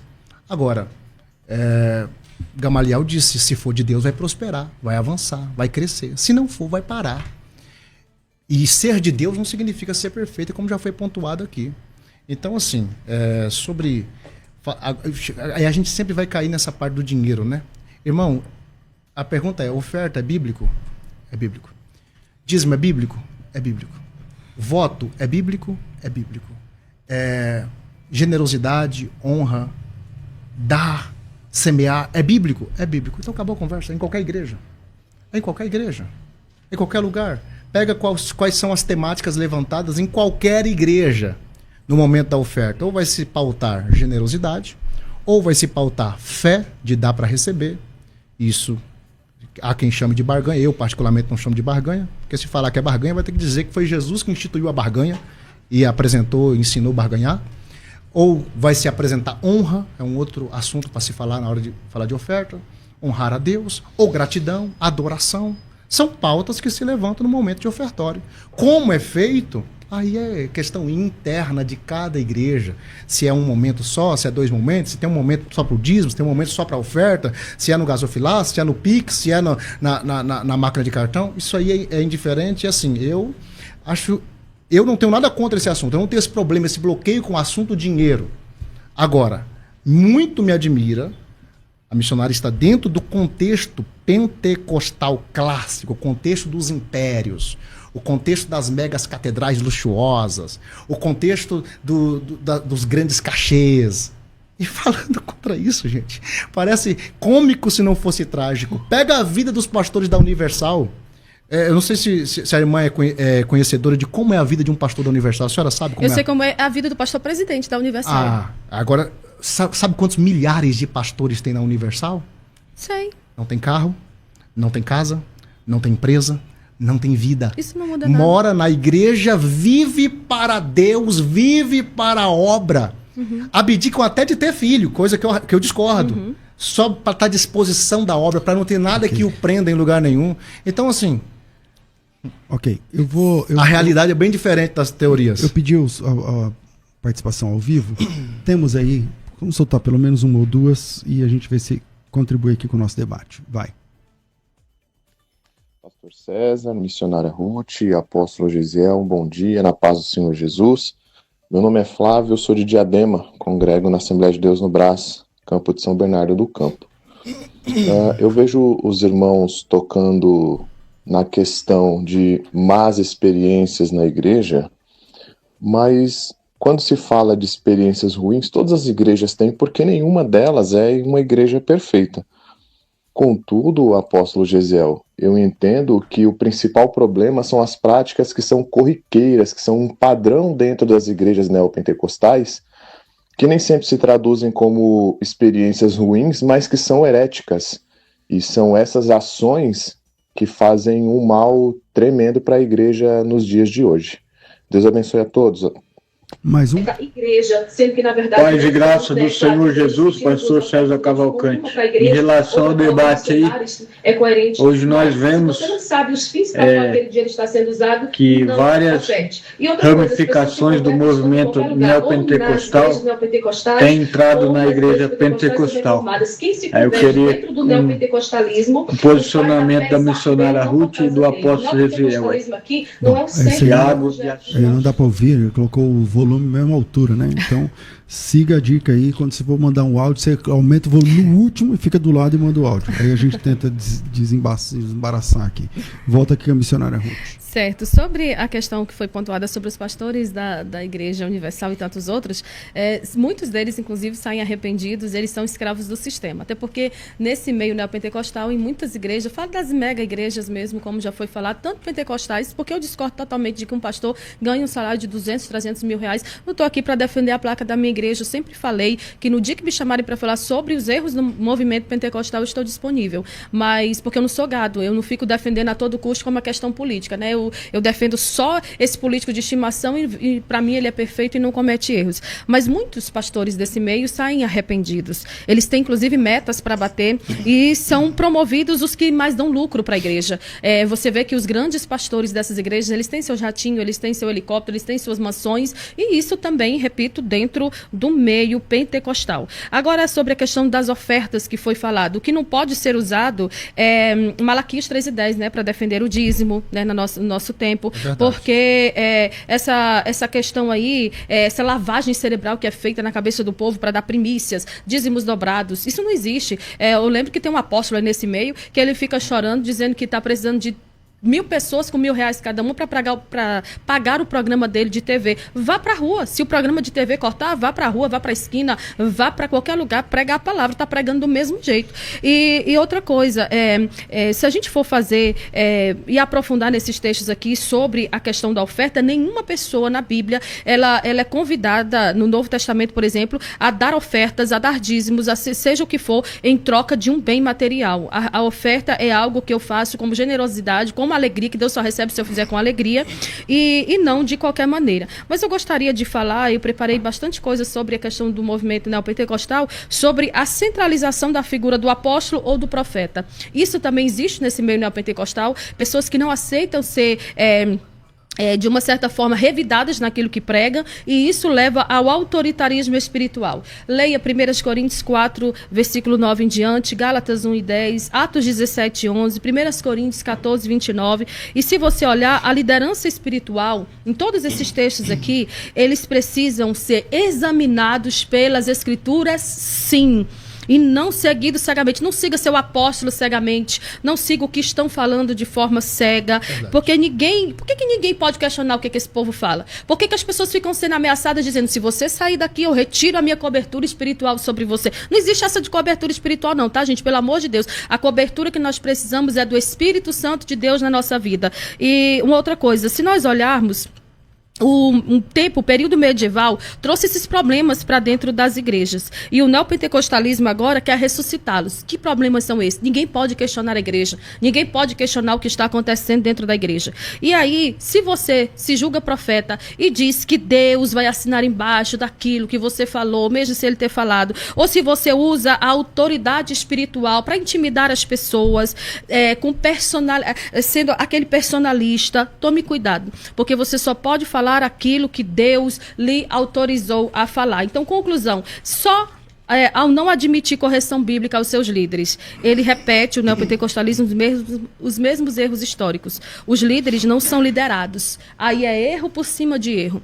O líder não tem ninguém acima dele para prestar contas. E aí ele pode fazer o que quiser com o seu dinheiro. Porque assim, falar que as igrejas pentecostais clássicas recebem muito dinheiro é fácil. Difícil é ir lá e dizer ao tesoureiro, eu quero prestação de contas. Porque eu posso dizer isso da igreja de Camboriú, estou congregando lá há 4 anos, de 3 em 3 meses, o pastor faz uma reunião para prestar contas de todo o dinheiro que entrou, que saiu, que foi pago para pastores, o salário dos pastores, está tudo ali com muita transparência. Se tem igreja que não é transparente, o problema não pode ser apenas a igreja, é você que continua congregando lá. Ok, volto aqui com...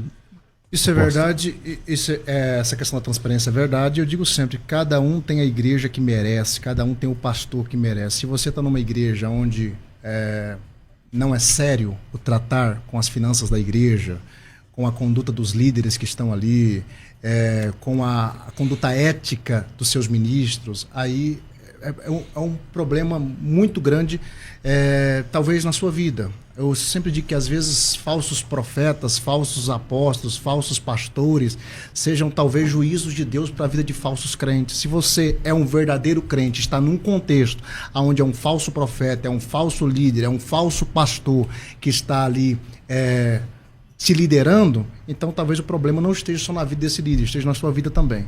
Agora, a missionária fica muito confuso para mim as coisas que a irmã fala, porque ela começa batendo em cobertura espiritual e termina batendo em pastor que não tem pastor. Eu queria entender se a irmã é contra cobertura espiritual ou se ela é contra o nome cobertura espiritual. Sou contra cobertura espiritual. É porque, na minha visão, cobertura espiritual é meu pastor. Cobertura espiritual é alguém a quem eu devo satisfação. Cobertura espiritual é o meu líder. Aqui a Bíblia fala, honre os vossos pastores, obedeçam os vossos pastores. Isso para mim é cobertura espiritual. Agora, se a irmã concorda com isso, então o problema é só semântico, é só de nome, a gente tira o nome. Eu não tem problema. Eu faço igual o apóstolo Paulo. Se comer carne vai escandalizar a irmã, eu não como. Tá tudo certo. É só falar o nome cobertura espiritual que é o problema? Paternidade bíblica é uma realidade ou não é uma realidade? Está na Bíblia ou não está na Bíblia? Ter pastor é certo ou é errado? A irmã começa dizendo, você não precisa ter cobertura espiritual, tua cobertura é Jesus. E termina dizendo que nessas igrejas neopentecostais os pastores não têm pastores. Ué, é para ter cobertura espiritual ou não é para ter cobertura espiritual? É para ter pastor ou não é para ter pastor? Posso responder? Claro. Quem é o pastor presidente do pastor presidente? Quem é que está acima do pastor presidente? Se há uma igreja onde tem se há uma igreja onde tem um pastor que não tem um pastor, meu conselho para esse membro dessa igreja é saia dessa igreja.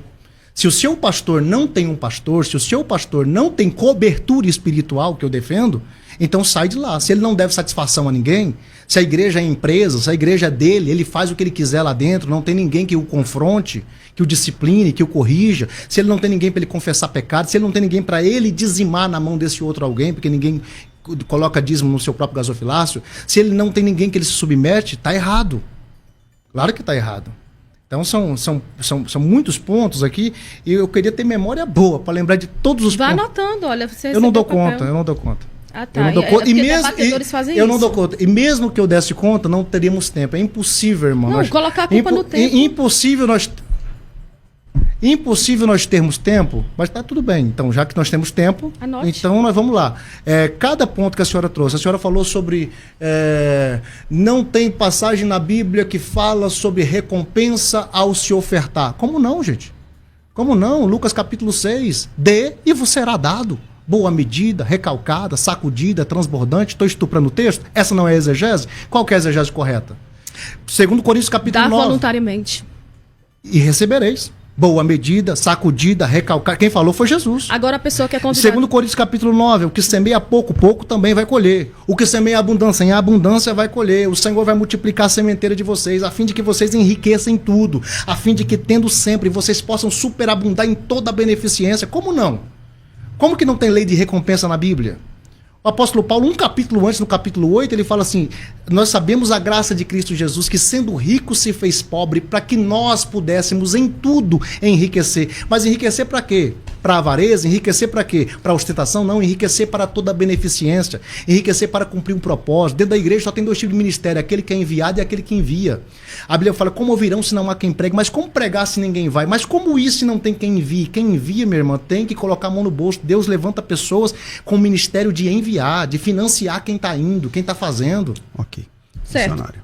Ler o texto não é fazer exegese. Outra coisa sobre semear e ofertar. A promessa de recompensa, sim. O que eu me refiro é a semear e ofertar de forma impulsionada. Não é lavagem cerebral, é voluntariamente. Uma pessoa que pede uma oferta de 1.000, 2.000 ou 10.000 com promessas de que você vai colher 100, 1.000 vezes mais, é mentira. A Bíblia não dá respaldo para isso. A Bíblia não diz. A Bíblia diz, dai-se-vos-á dado. Tá, quanto? E se eu der 1.000 e receber 100, eu estarei satisfeito? Pois é. Outra coisa, as ofertas bíblicas são para suprir as necessidades da igreja e da obra. As ofertas altas tiradas nesse meio é para enriquecer pastores, ou eles sempre vão dizer que é para obra. É para obra, sempre para obra, mas você não sabe que obra é essa. E os textos que você citou, em todos eles, Jesus está falando de voluntariedade. Tá aqui, ó, voluntariamente. E qual igreja não é nada forçado. Qual igreja que coloca a arma na cabeça da pessoa? Não é nada forçado. Oxê, tudo que vocês fazem, do meio neopentecostal, os pastores venham cá e façam um voto, porque Deus vai lhe recompensar. Você faz na sua igreja. Isso não é voluntário? Apóstolo. Isso não é voluntário? Não é voluntário. É algo que eu estou indo em busca de algo maior. Eu estou ofertando, esperando que Deus me recompense conforme a palavra do apóstolo, que falou sem Deus mandar, mas Deus está assinando embaixo. Voluntariedade é a vontade de quem quer dar, meu irmão. Mas a voluntariedade, isso é voluntariedade forçada, ela então, não é voluntariedade. Não existe voluntariedade forçada. Ou é voluntário ou é forçado. Pois é, mas existem pessoas fracas nesse meio. Inclusive, eu citei num outro debate que uma mulher foi numa igreja e, levada nessa voluntariedade forçada, o que aconteceu? Ela doou todos os recursos que o marido tinha juntado para levar uma filha para estudar no exterior. Isso é voluntariedade? Igual os irmãos de Atos, capítulo 5. E quando o marido dela foi lá, o pastor chamou a polícia para ele. Por quê? Porque esses pastores só não estão se preocupando se o seu casamento acaba, não estão se preocupando como é que está a sua vida espiritual. E eu quero ficar na Bíblia, eu não quero exemplos externos Não, eu estou aqui na Bíblia. Voluntariedade. Diga para mim aonde é que esse texto está prometendo ou induzindo alguém a ofertar. Ele está dizendo, dê que você será dado. Quando? Não sei. Ainda esse ano eu posso prometer que alguém que der 10.000 vai receber 100 vezes mais? Eu não posso. Eu não posso. Pois é, mas há relatos de pastores que fazem isso, tá, querido? Coloca a cadeira e coloca 3 cadeiras em cima do púlpito e diz, o anjo está me dizendo, quem vier aqui e fizer essa oferta vai receber 100 vezes mais. Em todo lugar, não. 500 cadeiras no Gideões esse ano. Para obra missionária. Glória a Deus, aleluia. Vamos falar sobre uma coisa que não tem nada a ver. Isso aqui é obra missionária. O que vocês fazem é para enriquecimento próprio e Deus os condenará. Olha, se a senhora conhece esse pastor que está fazendo isso, mais uma vez eu vou dizer, a senhora precisa denunciar. O senhor fez, na sua igreja, uma ovelha falou. Eu pego o meu imposto de renda e dou para a senhora.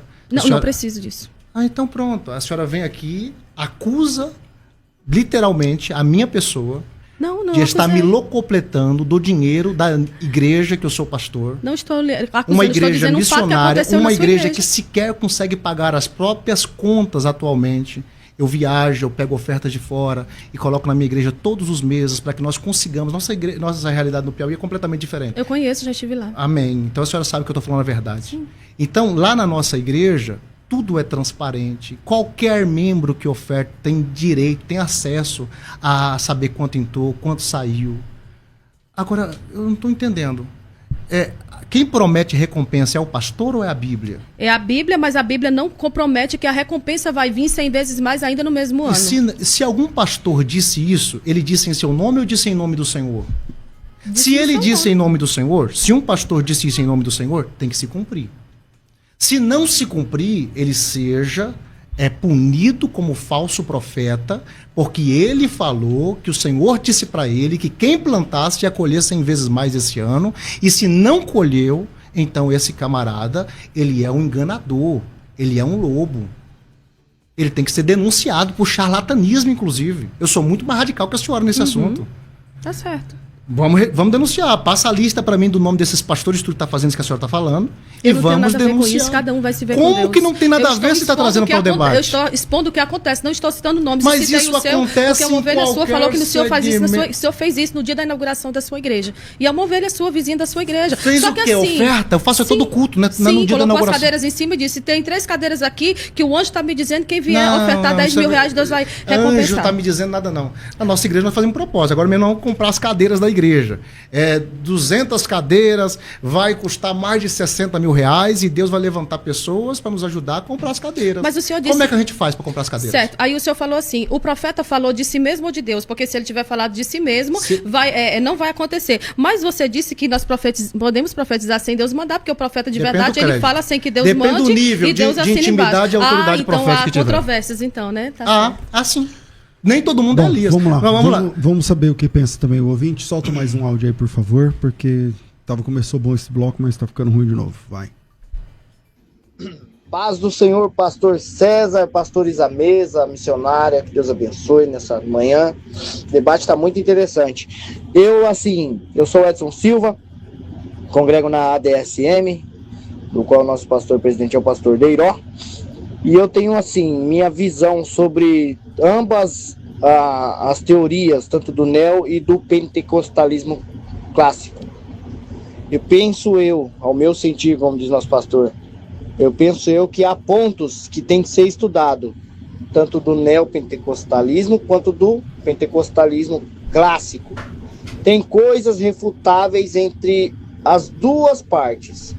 Então eu me posiciono que há perigos nas duas linhas de pensamento, que devem ser o crente vigiar e ver o que serve para ele e o que não serve. Nós temos dois bolsos, um bom e um ruim. Coloca o que é ruim no bolso ruim e o que é bom no bolso bom e guarda para ti. Amém? Deus abençoe, a paz do Senhor. Mais um, por favor. Olá, Pai do Senhor, ao pastor César, à missionária Ruth Benigno, ao apóstolo Gesiel Dias. Aqui quem fala é o Júnior, da Bahia, Feira de Santana. O neopentecostalismo, sem sombras de dúvidas, é um dos maiores cânceres da fé cristã hoje. Ele vem de um evangelho falso, baseado em barganha com Deus, onde quem dá mais dinheiro recebe mais bênçãos. Pastores viram empresários da fé explorando a dor alheia com campanhas mentirosas. Milagres viram espetáculo e a cruz de Cristo é deixada de lado. O foco não é arrependimento e nem salvação, é status, poder e dinheiro. Isso não é evangelho, é engano travestido de unção. Portanto, o neopentecostalismo não é um movimento verdadeiro e nem tampouco saudável para a cristandade. Deus abençoe. Volta aqui com o apóstolo Gesiel. Heresia, ela tem que ser combatida em qualquer lugar. Em todos os lugares, aquilo que é errado e que vai contra a palavra de Deus deve ser combatido. A irmã falou aqui que se chamar ela para um debate sobre o pentecostalismo, ela vem para falar sobre os erros do pentecostalismo. Legal, parabéns, isso é muito bom. Isso aparenta uma não alienação. A pergunta que eu faço é, quando ela vier mostrar os erros do pentecostalismo clássico, ela vai dizer que esse movimento também não é saudável porque tem erros? E erros estruturais, inclusive, vários deles, não apenas fatos isolados. Eu estou falando de doutrinas erradas, daquilo que é pregado estruturalmente e erroneamente. Agora, dentro da igreja, irmão, é muito popular, é muito populista o discurso anti-dinheiro. E, aliás, arrecada mais, tá? O discurso anti-dinheiro arrecada mais. Pode ver que as igrejas de rico no Brasil são as igrejas que menos falam de dinheiro. Porque esse assunto está ficando tão saturado, embora a Bíblia fale muito de dinheiro. A Bíblia fala muito de dinheiro. A Bíblia fala muito de dinheiro no Antigo Testamento. A Bíblia fala muito de dinheiro no Novo Testamento. Se você tirasse o dinheiro da Bíblia, a Bíblia fica desse tamanhozinho. Isso é uma verdade. Agora, essa é a essência do Evangelho? Falar de prosperidade na terra? Não. Se esperarmos em Deus somente para essa vida, somos os mais miseráveis de todos os homens. Só tem um detalhe. Eu não posso negar que o mesmo Deus que fala com Israel sobre o destino, a terra prometida, é o mesmo Deus que também tem uma conversa com seu povo sobre o caminho. Deus deu ordens, Deus deu direções para o povo de Israel acerca de quando eles entrassem na Terra Prometida, e esse era o foco de Israel, e ali é uma analogia, ali é uma tipologia, ali é uma simbologia. Israel caminhando no deserto em direção à Terra Prometida é como a igreja caminhando hoje. Nós saímos do Egito, que é o mundo, e estamos caminhando em direção à Terra Prometida. Mas não é só sobre o destino, é sobre o caminho. Pastor, a pergunta é, na Bíblia fala de vida plena nessa terra? Fala. A Bíblia fala de casamento abençoado? Fala. A Bíblia fala de família abençoada? Fala. A Bíblia fala de prosperidade financeira? Fala. Agora, heresias e extrapolações tem em todo lugar. Vamos identificar, vamos fazer debates sobre o que são essas heresias, vamos identificar essas heresias e vamos destruir essas heresias. Vamos para cima, todo mundo junto. Agora, isso é dentro do neopentecostalismo, isso é dentro do pentecostalismo. Assim como as coisas boas estão dentro do movimento reformado, estão dentro do movimento pentecostal e está dentro do movimento neopentecostal. Salvação é coisa boa? Salvação é saudável, missionária Ruth? A senhora vai dizer que sim, claro. Libertação é saudável? Sim. Cura divina é saudável? Sim. Isso tem dentro da igreja neopentecostal? Tem. Então eu não posso dizer que não é saudável. Eu não posso dizer que o movimento não é saudável.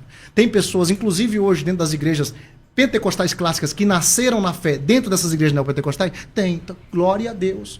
Não é porque não funciona para mim hoje, eu sinceramente, não tem como eu entrar dentro da Igreja Universal e ser pastoreado lá. Não dá. A mensagem, eu percebo que é para um público que não conhece Jesus ainda. Eles não evoluem na mensagem. Mas amém, eu não vou desrespeitá-los por isso, eles estão cumprindo o seu papel no corpo. É uma igreja evangelística, para alcançar o pecador, para alcançar quem está distante, quem está caído. Agora, se você quer crescer, quer amadurecer, vai ter que sair da igreja neopentecostal e procurar uma igreja bíblica, uma igreja genuinamente, estruturadamente, doutrinariamente bíblica, ok? Agora, vai ter que crescer, quer crescer um pouco mais? Vai ter que sair, inclusive, de algumas igrejas, das grandes denominações que tem por aí, e você vai ter que pensar um pouco fora da caixa, como está acontecendo hoje em dia, avivamentos, que Deus está marcando aqui, ali, aqui, de pessoas que estão entendendo que o sistema não é santificado. Deus não é assembleiano, Deus não é batista, Deus não é presbiteriano, Deus não é evangélico. Deus não é neo.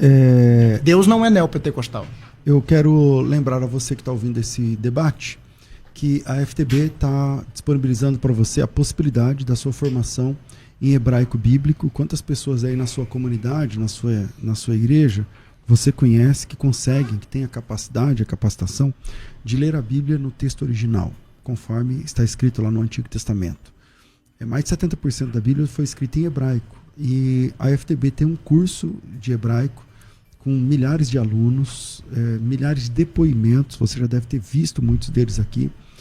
E acabamos agora de sair de uma imersão em hebraico para iniciantes, uma imersão de uma semana que garantiu a alfabetização de quase 1.600 pessoas, e você pode participar agora do curso completo em hebraico. Então você tem o curso hebraico fácil, o hebraico avançado e o hebraico pro. No hebraico fácil, você paga R$ 59,70 por mês. Só R$ 59,00.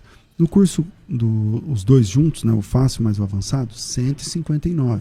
Então, se você tem interesse em aprender a língua original da Bíblia, se você quer ler o que Moisés escreveu do jeito que foi escrito, se você quer fazer uma exegese do texto bíblico, você vai precisar acessar o texto original.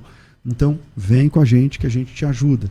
Para isso, você pode clicar no link que está disponível aqui na descrição desse vídeo, clicar no link para quem está ao vivo aqui no chat, ou você pode chamar direto no WhatsApp para quem está pela rádio, pelo FM. O WhatsApp é 97511-3385, 011 aqui em São Paulo, 97511-3385. Coloca teu nome, tracinho hebraico, e a gente já chama você para fazer a sua inscrição. Nome mais hebraico, e a gente já chama você para mandar aí o link para você. Mas se você está acompanhando pela internet, é só clicar no link que está disponível aqui. Caso eu estou falando isso no dia 13 de maio de 2025, pode ser que você clique no momento que já acabou a promoção. Então, para isso, para saber, clique no link que está aqui disponível e faça já a sua inscrição. Faça como centenas de outros irmãos fazendo a inscrição aí no curso Hebraico Fácil. Acabou de se inscrever, por exemplo, a Cristiane Nascimento Cavalcante. Acabou de fazer a inscrição aqui durante o programa, então você também pode fazer a sua inscrição. Aqui também o Danilo Barbosa Prado, também o Tiago Arruda Garcia, então você também pode fazer a sua inscrição. Para isso, me chama no WhatsApp 97511-3385, Faculdade Teológica Bethesda, moldando os vocacionados. Você está ouvindo Debates aqui na Unidade FM. Ouça também pelo nosso site unidadefm.com.br.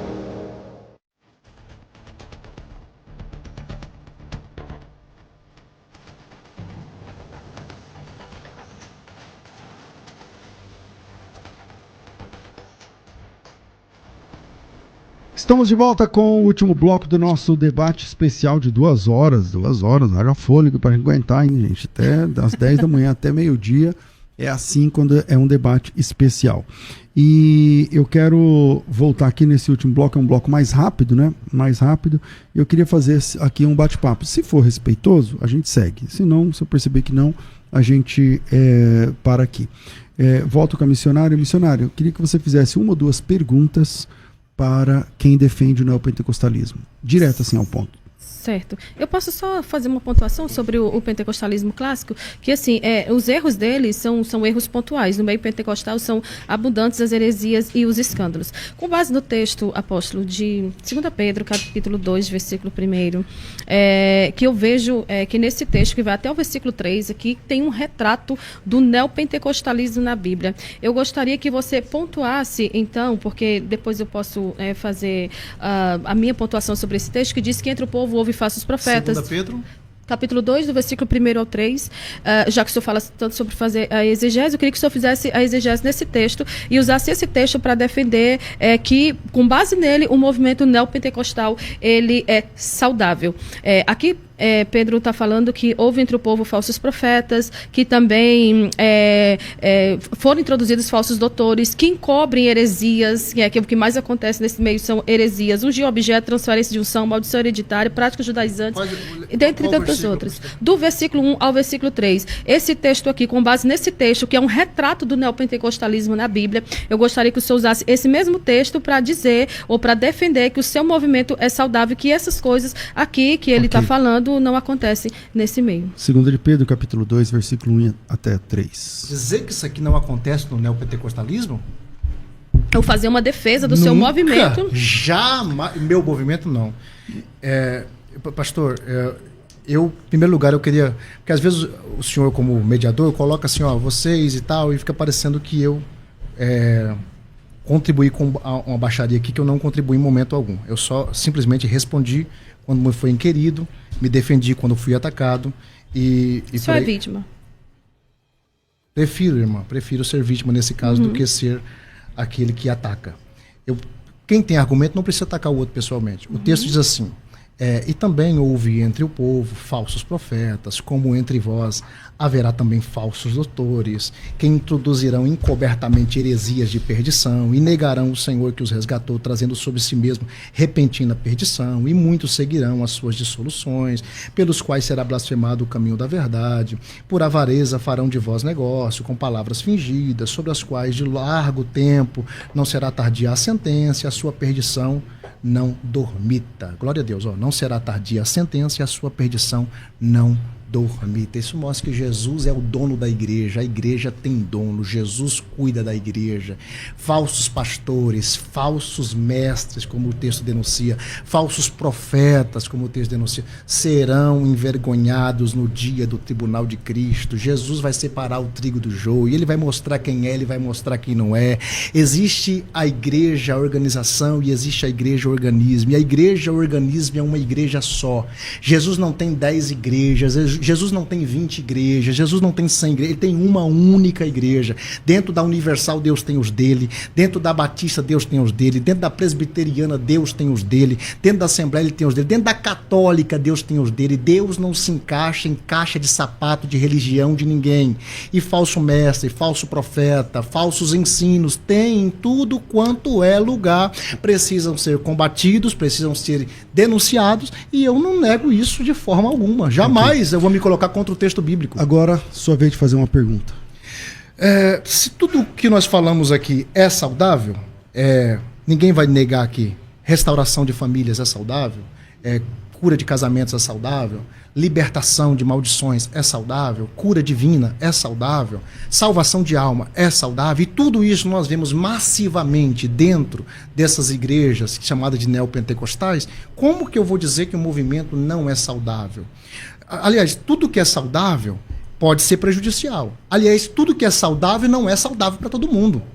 Por exemplo, leite, o apóstolo Paulo diz que criança se alimenta com leite. Quando cresce, tem que se alimentar com sólido mantimento. Existe até um estudo que diz que o leite não faz nenhuma interferência mais benéfica na saúde de um adulto, ou seja, é algo que não funciona mais para certa fase da sua vida. Mas para aquela fase de criança, serviu. Mas qual que seria a sua pergunta para ela? A minha pergunta é, se tudo isso é saudável, por que o movimento que carrega tudo isso não é saudável? Então, ele falou sobre questão de casamento, né? A Igreja Universal, inclusive, faz várias coisas ali com relação a casamento e a flor, o negócio, enfim. Libertação de maldições, que acontece muito. Eu não entendi o que a Universal faz sobre casamento. Eles fazem, tem um evento de casais que eles fazem, aí para aquela flor, ela vai restaurar o casamento, eles sempre estão usando algum objeto para inserir simbólico. Dentro, alguma coisa desse tipo.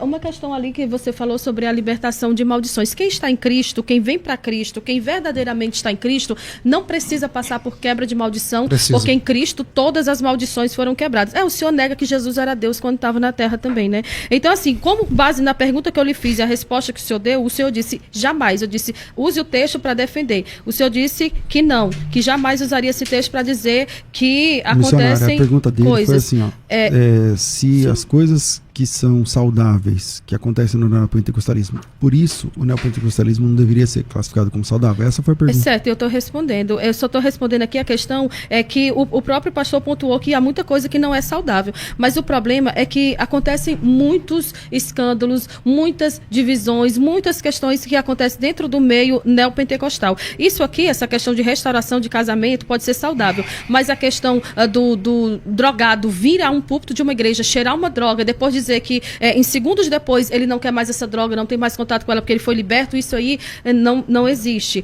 Jesus não trabalhava dessa maneira, os apóstolos também não. Essa questão da quebra de maldição, transferência de unção e tantas práticas, elas são mais prejudiciais do que saudáveis. Então, assim, não tem como eu estar, por exemplo, eu estava conversando com uma pessoa que está com dengue. Ela não está 100% saudável, mas ela está conseguindo caminhar. Assim também é o movimento neopentecostal. Ele caminha, ele incha, e esse inchaço as pessoas olham para ele e dizem que é um crescimento, mas é um crescimento que não é saudável, porque é uma, como que eu posso dizer, é uma rodoviária, que chega gente, sai gente toda hora, é chegando, é saindo. Então isso não é saudável. No tem movimento coisas pentecostal saudáveis. Não é assim? Não tem no isso? movimento pentecostal não acontece com não tanta essa dissidência tão grande, essa decepção, pelo menos não que eu veja, e não que a questão histórica aborde dessa maneira. A gente pode olhar para o movimento pentecostal, o movimento que mais cresce no Brasil, a igreja que mais cresce hoje é a Assembleia de Deus. Tem erros lá, com certeza tem, mas Tiago 3:11, a palavra do Senhor diz que não tem como deitar de um mesmo manancial água doce e salgada. Okay. Então, ou é saudável ou é prejudicial. Okay. Infelizmente, nosso tempo é curto, então vamos colocar a vinheta de considerações finais, que a gente quase não usa, mas vai ser usada hoje aqui só para desespero do nosso operador. Vai. Considerações finais. Debates com o pastor César Cavalcante. Tava no ponto, não peguei ele no pulo. Vamos lá. Nós começamos esse debate com a missionária. Eu acho que o debate não começou legal, mas depois foi entrando mais ou menos no eixo. Não foi exatamente o melhor debate que eu já mediei no sentido da pauta do respeito, mas agradeço aí a vida de cada um de vocês. Missionária Ruth, muito obrigado. Quem quiser te conhecer mais, achar nas redes sociais, como é que funciona? Meu Instagram é @MissRuthBenigno. Eu quero pedir perdão, pessoal de casa, porque tem coisas que a gente sabe que foge ao eixo. Depois eu não vou me vitimizar nas redes sociais dizendo que eu fui educada e o debatedor não foi. Eu quero indicar esse livro, Evangelhos que Paulo Jamais Pregaria, e também a Bíblia de estudo que eu mais indico, que é a Thomas Nelson, para quem quer fazer exegese hermenêutica, para quem quer entender o que o texto está dizendo, e também nos originais. Quero dizer para o pastor César que a partir de hoje você é sua aluna. Já era para eu ter começado antes, mas eu estava fazendo outra pós, eu vou me inscrever. Bora. E hebraico é com ele, grego é com o professor Átila. Gente, Deus abençoe. Eu quero mandar um abraço para os pastores, pastor Geraldo Neto e a sua esposa missionária Lidiane, lá de Teresina, Assembleia de Deus. Vou deixar o endereço da igreja deles para vocês fazerem uma visita. E o nosso debate apóstolo encerra aqui. Eu não vou ficar usando textos, vou fazer corte se achar necessário, mas não vou ficar lhe atacando de forma pessoal. Espero que o senhor também faça o mesmo. Que bom. Apóstolo Gesiel, muito bem-vindo aqui, Deus abençoe, e suas redes aqui, quiser te conhecer, como é que funciona? Amém, obrigado, foi uma honra ter vindo participar, sou um grande admirador, já mandei mensagem para o senhor no direct, depois o senhor vai ver minha mensagem lá. Legal. Minha rede social, Gesiel Dias Oficial, no Instagram, vocês podem seguir. Quero mandar um beijo para minha esposa, do último debate esqueci de mandar um beijo para ela, está assistindo, meu amor, Deus te abençoe. E que bom que a missionária não vai depois dizer na rede social que foi educada e eu não, porque de fato não foi. Eu fui educado o tempo todo com a senhora e quero dizer que neopentecostalismo é um movimento que eu respeito, embora não participe dele. Atos proféticos são bíblicos, prosperidade é bíblica, cura divina é bíblica, libertação. O crente tem que passar por libertação, sim. Não existe libertação para crente, existe libertação só para crente. Só crente pode ser liberto. Cristo levou na cruz os nossos pecados, Cristo levou na cruz as nossas enfermidades, Cristo levou na cruz as nossas maldições. Tudo aquilo que ele levou sobre si eu posso renunciar e posso não ter mais sobre a minha vida se eu crer, se eu tiver fé para isso. A Bíblia me garante isso. E benéfices tem tudo, dentro todos os movimentos, dentro de cada igreja do livro de Apocalipse, do capítulo 1 até o capítulo 3, das 7 igrejas, as 7 igrejas tem coisas boas e tem coisas ruins. O Senhor elogia, o Senhor bate em todas elas, porque o Senhor bate e açoita o filho que ama. Eu tinha falado só, se o senhor quiser deixar a sua rede social. Gesiel Dias Oficial, no Instagram. Gesiel com S. Com G e com S, né? Isso. E com S. Então, Gesiel Dias Oficial lá no Instagram. Maravilha.